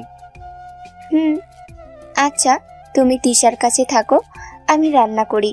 সবাই তো খাও নাই, নিশ্চয়ই অনেক ক্ষুধা লাগছে। ভাবি আমি কি সাহায্য করব? জি না, আপনাকে সাহায্য করতে হবে না, আপনি আমার বোনকে সময় দেন। আর ওগো শুনছো, তুমি একটু আসো না। রাকিবকে চোখ মারলে রাকিব চলে যায়। আদিত্য তিশার কাছে থেকে সরে সোফায় বসে পড়ে। তিশা ভ্রু কুঁচকিয়ে বলল, কি ব্যাপার, তুমি দূরে সরে বসলে কেন? আমাদের এখনো বিয়ে হয় নাই, এখন তোমার কাছে যাওয়া ঠিক হবে না। বিয়ে হয় নাই, বিয়ে হবে তো নাকি? জান পাখি, কাছে আসো না একটু, তোমার ঠোঁটগুলো একটু টেস্ট করে দেখি কেমন লাগে। আদিত্য অবাক চোখে তিশার দিকে তাকিয়ে ঢোক গিলে বলল, এই তুমি এত লুচ্ছি কেন? বিয়ে হলে আল্লাহ জানে কি হবে। তিশা মিটমিট করে হেসে বলল, কি আর হবে, রোম্যান্স হবে, রোম্যান্স। হ্যাঁ, রোমান্সের ভিতরে থাকলে আমি পরীক্ষায় 000 পাবো, বুঝলে? পাবে না, বুঝলে? বউয়ের ভালোবাসা দরকার তোমার। যদি না পাও তাহলে সত্যি তুমি গোল্লা পাবে। চুপ ফাজিল মেয়ে। আচ্ছা শোনো, আমি বাহিরে যাই, ভাবিকে কাজে একটু হেল্প করে আসছি। এই ভাইয়াটাও না ভাবিকে সাহায্য করতে বাদ দিয়ে কই যে গেল। আদিত্য উঠে যেতে নিবে তখনই তিশা আদিত্যর হাত ধরে টান দিয়ে নিজের উপরে টেনে বুকের সাথে চেপে ধরে বলল, কোথাও যেতে হবে না, এখন আমার বুকের মাঝে শুয়ে থাকো আর আমার প্রাণটা ঠান্ডা করে দাও। এই সিসি, এই লুচ্চি মেয়ে, আমাকে ছাড়ো। বিয়ের আগে এইসব একদম করা যাবে না। চলো না কাজে অফিসে গিয়ে বিয়ে করে ফেলি। না, না মানে? আমি তোমাকে এখন বিয়ে করতে পারবো না। তিশা রেগে গিয়ে আদিত্যের কলার ধরে বলল, বিয়ে যখন করবি না তাহলে আমাকে বাঁচালি কেন? আর আমাকে কেন এখানে নিয়ে আসলি? আরে শান্ত হও। কি শান্ত হব? হ্যাঁ, তুই কি বলছিস? তোর মাথা ঠিক আছে? উফ জান, আমার কথাটা বুঝো তো আগে। কি বুঝবো? হ্যাঁ, আদিত্য তিশাকে শান্ত করে খাটের উপরে বসিয়ে দিয়ে বলল, বিয়ে করব তো, কিন্তু এখন না। যে পর্যন্ত তোমার আব্বু না আমাদের বিয়ে দেয়, যেদিন অ্যানি আমাদের বিয়ে দিবে সেদিন আমরা বিয়ে করব। তোমার মাথা সত্যিই গেছে মনে হয়। আমাদের বিয়ে আব্বু দিবে? কোনোদিন না। আব্বুর অপেক্ষা করলে আমাদের বিয়ে কোনোদিন দিবে না। না দিলে বিয়ে করব না, সিম্পল ব্যাপার। ফাজলামি করো। আমি তোমার সাথে কোনোদিন ঘুমাতে পারবো না। তোমার বুকে মাথা দিয়ে শান্তিতে ঘুমাতে পারবো না নাকি? জানি না, ওইভাবে আসছে, আমাকে ছাড়ো। আদিত্য সোফায় বসে পড়ল। ময়না খাবার নিয়ে এসেছে। চারজন বসে খেতে লাগলো। আদিত্যর দিকে তাকিয়ে ময়না বলল, কি আদিত্য, তুমি এভাবে নিজেই খাচ্ছ কেন? তোমার ভাইয়ার মতো তুমি আমার বোনকে খাইয়ে দাও। ভাবি আপনার দেবর পুরো আনরোম্যান্টিক। মোটেও না, আসেন আমি খাইয়ে দেই। আদিত্য তিশার খাবারের প্লেট নিয়ে খাইয়ে দিতে লাগলো। চারজন খাওয়া শেষ করে আদিত্য রাকিবের সাথে ঘুমালো আর তিশা ময়নার সাথে ঘুমিয়ে গেল। সকালে ঘুম ভাঙতেই আদিত্য ফ্রেশ হয়ে নিল। দুই ভাই নামাজ পড়ে বাসায় আসলো। ময়না আর তিশা কান্না করছিল। আদিত্য ওদের মাঝে বসে রান্নার কাজে সাহায্য করতে লাগলো। তিশাকে তুলে দেয় আদিত্য আর ভাবি মিলে। রাকিব ভাইয়া বলল, তিশা উঠে আসো, ওদের দুজনকে রান্না করতে দাও। না হলে খাবার একটু খারাপ হলে তোমার দোষ হবে। যেমন আমি আর ওদের মাঝে যাই না, গেলে খাবার খারাপ হলে দুজন আমাকে একেবারে উদ্ধার করে দেয়। ভাবি দেখেন, ভাইয়া কিন্তু বেশি বেশি করছে। আজ ভাত বন্ধ ওনার। না থাক, আমার ভাইয়াটা কষ্ট পাবে। আদিত্য আর রাকিব ঝগড়া লাগিয়ে দিল। তিশা আর ময়না দুজন হাসতে লাগলো। এই থামো, রান্না শেষের দিকে। তোমরা যাও, ফ্রেশ হয়ে রুমে যাও। আদিত্য রাকিব কলের পাড়ে গেল। রাকিব চলে গেলে আদিত্য তিশাকে কল চাপ দিয়ে দিল। তিশা ফ্রেশ হয়ে আদিত্যের শরীরের টি শার্ট দিয়ে মুছতে যাবে, আদিত্য দৌড় দিল। তিশা আদিত্যের সাথে দৌড়াতে দৌড়াতে বলল, আমার টি শার্ট দিয়ে আমি মুছতে দিব না, তোয়ালে আছে ওইটা দিয়ে মুছো। না, আমি তোমার টি শার্ট দিয়ে মুছবো। এটা নিয়ে দুজন দৌড়াতে লাগলো। উঠোনের ভেতরে হঠাৎ করে গেটের ভেতরে কেউ ভেতরে আসতে আদিত্য খেলো ধাক্কা। আদিত্য সাথে সাথে দাঁড়িয়ে যায়। তিশা আদিত্যের টি শার্ট দিয়ে মুছতে মুছতে বলল, বলছি না তোমার টি শার্ট দিয়ে মুছবো? নাও, এখন কি করবে? কথাটা বলে তিশার সামনের দিকে তাকাতেই দেখে ওর বাবা মা, আদিত্যের ভাই ভাবি, আদিত্যের আব্বু এসেছে। তোমরা এখানে কেন এসেছো? তিশা ভিতরে যাও।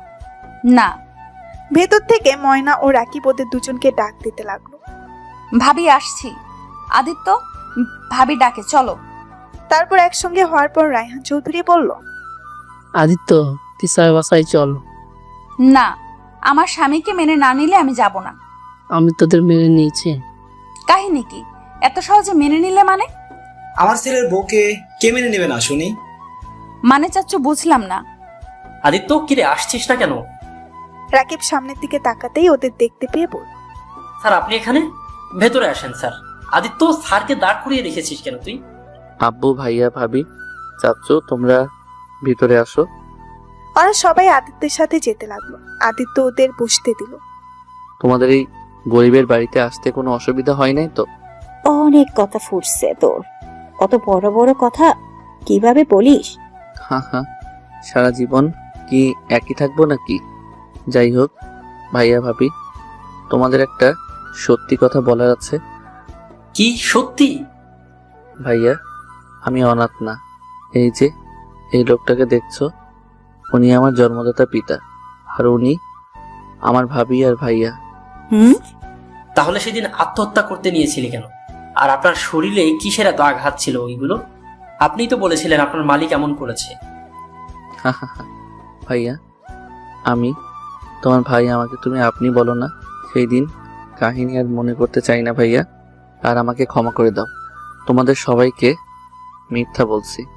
শেষমেশ তুইও আমাদের সাথে মিথ্যা বললি। আমাকে ক্ষমা করে দাও ভাইয়া। সেদিন কি বলতাম ভাইয়া? এই যে আমার আব্বু আমাকে এভাবে মেরেছে, সেদিন কি বলতাম? নিজের ভাবি, যাকে বড় বোনের মতো ভালোবাসতাম, সেই মানুষটা আমাকে মিথ্যা ধর্ষণের অভিযোগে বাড়ি ছাড়া করছিল।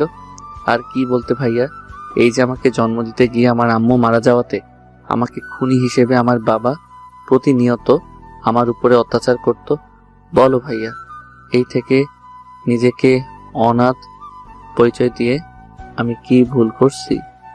সবাই চুপ হয়ে গেল আদিত্যের কথা শুনে। আদিত্যের আব্বু আদিত্যের হাত ধরে বলল, আদিত্য, আমি জানি আমি ক্ষমার যোগ্য না, তারপরেও তোর কাছে হাত জোর করে বলছি, আমাকে ক্ষমা করে দে বাপ। আদিত্য, আমার মনে হয় উনি ওনার ভুলটা বুঝতে পেরেছে, আর প্রতিটা মানুষকেই দ্বিতীয়বার সুযোগ দেওয়া উচিত, তাই না? হ্যাঁ আদিত্য, ক্ষমা করে দাও। আবার তোমরা সবাই এক হয়ে যাও। অতীত ভুলে সবকিছু নতুন করে শুরু করে দাও। হ্যাঁ, সব ভুলে যেতে পারি যদি আপনি আমার সাথে আমার ভাই আর ভাবিকেও গ্রহণ করে নেন। আরে, এটা আবার বলতে হবে নাকি? আজ থেকে আমার 3টা ছেলে 3টা মেয়ে। আজ থেকে সবাই একসাথে থাকবে। আদিত্য খুশি হয়ে ওর আব্বুকে জড়িয়ে ধরে। আদিত্যের আব্বু রাফিকে আর রাকিবকে ডাকলে ওরা দুজন জড়িয়ে ধরে। তারপর সবাই মিল হয়ে গেলে আদিত্য আর তিশাকে বিয়ে দিয়ে দেয়। এখন ওরা সবাই মিলে একসাথে সুখে সংসার শুরু করছে।